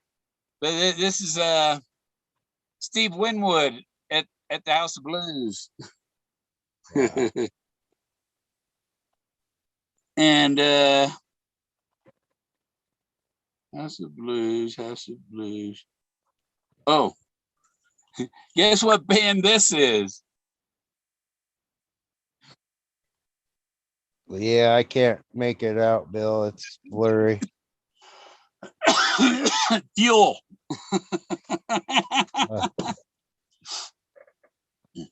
I seen Fuel at the House of Blues, July 10th, 1999. Steve Winwood, I think, was near then too. September 12th, 1999. So just a few months later. Steve Winwood or Rick Derringer, the Buffalo Rose, was 1993, June 5th. June 5th. You want to know my first concert was? June 5th is on the ticket. I mean, these got to go in my book. My first, Bill, my first concert was America, and there were some other bands with them, and Gordon Lightfoot at the Civic Center Park Taste. I think it was Taste of Colorado then, or it was something different. But it was a concert they held at Civic Center Park. And it was America. You remember that band, right? Yeah. I've been through the desert on a horse with no name. Yeah, I seen them in Boulder at UC Boulder. And I was working at the concession stand with America playing. And at break time you could go watch, but most time I was in the concession. You could hear them, but you couldn't see them. Yeah. Gordon Lightfoot played too. He was pretty good. I liked his stuff. That was a part-time job. I'd work at the concession stand or work in the kitchen at UC Boulder.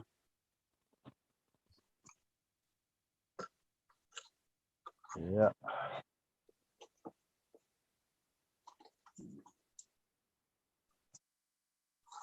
Yeah, that's my dad.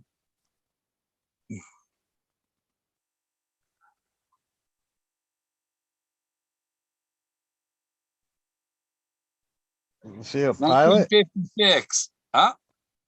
Let's see a pilot. He was an Air Force radio, aviation, I mean Navy aviation radio man. So yeah, he flew an aircraft. He was an aviation radio man. Huh. In the Navy. He went to the same radar school that Forrest went to in Memphis. It was Memphis, yeah. And I got pictures of my dad at the same swimming pool. Wow.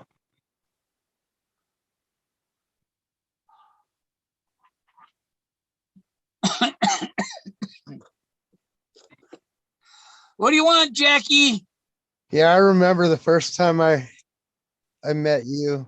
You commented on, because I was putting my solve out on Treasures Galore. Yeah. And it was the one I had where I thought the blaze was at the Air Force Academy campground. Uh-huh. And I couldn't get on there because I didn't have a military ID. So I was all upset. Because I thought he had some kind of connection to the Air Force here in Colorado Springs. You know, I was going on assumptions because I didn't have the book. Yeah. But you had made a comment on it. It was pretty cool. Yeah. Yeah, I know. I pulled into a military base in Florida with my RV and my car behind it. It was because I made a wrong turn.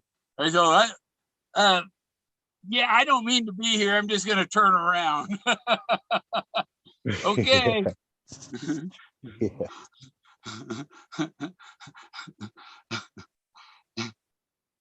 So yeah, I was able to turn around and get out of there because I got things in my RV, you know. Yeah. Like, I don't know. Oh shit! What am I gonna do? Oh, good. They would just let me turn around. My kid's one of them guys now. He works security at military.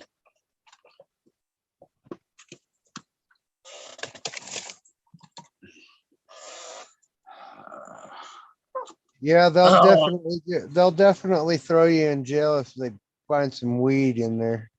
Yeah, I don't think I had any. I was all no. I might have had some roaches.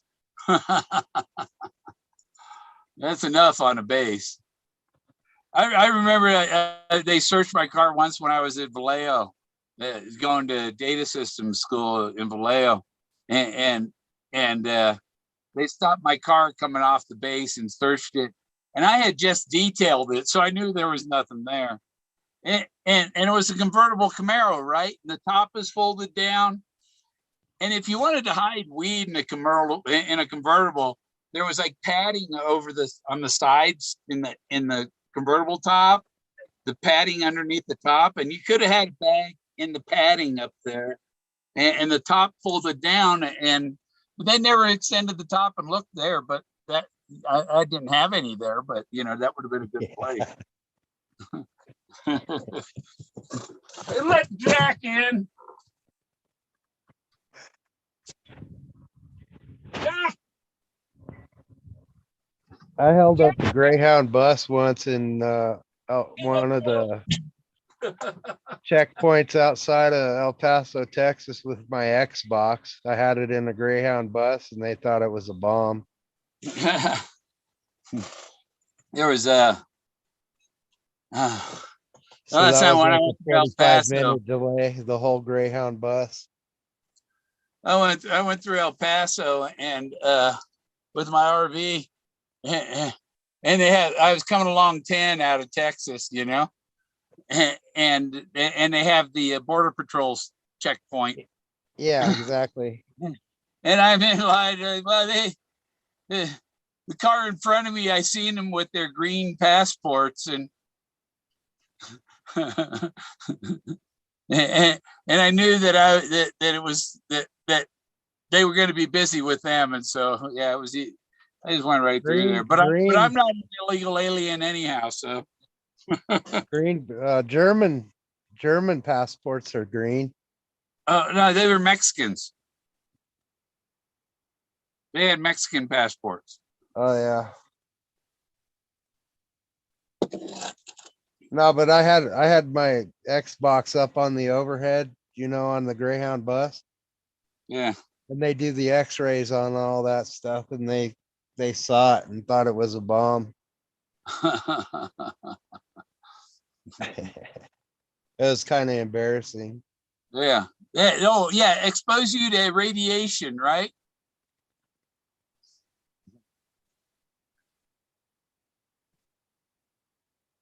Yeah. Yeah, they X-ray shipping containers too now.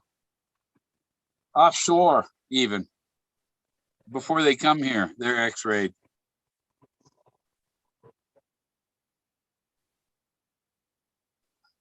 I think they're all X-rayed before they're put on the boats. After 9/11, I had sent to one of the sites that were, what should we look for? And I said, all they have to do is put a bomb in a shipping container. When the door opens, the bomb goes. They don't have to fly it here. They can ship it here.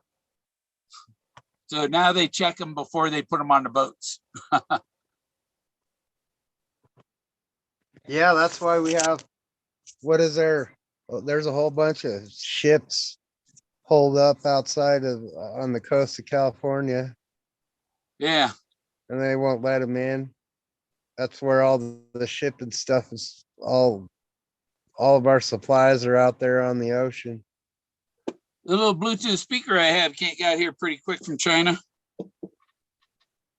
Yeah, that one probably came on an airplane. Where'd it go? I don't even know where that little Bluetooth speaker is now. It went for a hike.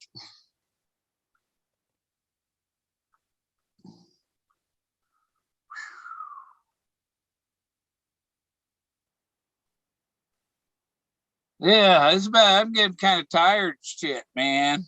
Yeah, it's 3:16. Yeah. I'm about ready to put it on Art Bell and fall asleep for a few hours.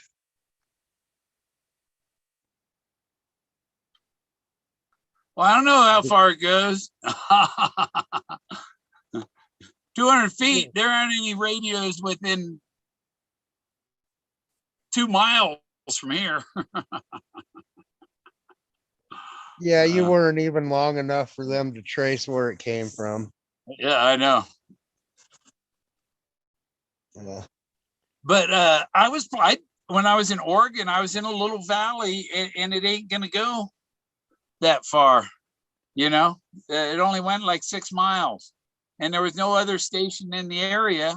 So, you know, So if you get fined $10,000 for doing that, why are they allowed to sell them on eBay? I don't know. Yeah, doesn't say anything on it about this shit. So if anyone's really going to get in trouble, it's going to be whoever sold it.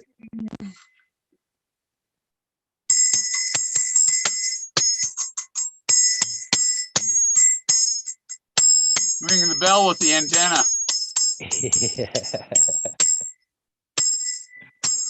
I'm Yeah, transmitting. I'm gonna call it a night, Bill. I'm down to 19% on my phone here. All right. Thanks You for too. having me on. I always enjoy our conversations Yeah, it's fun. for sure. Need some other people to come join in. I don't know why Yeah, Street won't talk to me. have a good night and send me a link anytime. Yeah, okay. All right, have a good one, These ghosts. Bill. Thanks. Yeah, Bye. I'm gonna go too. Thanks for watching, everyone.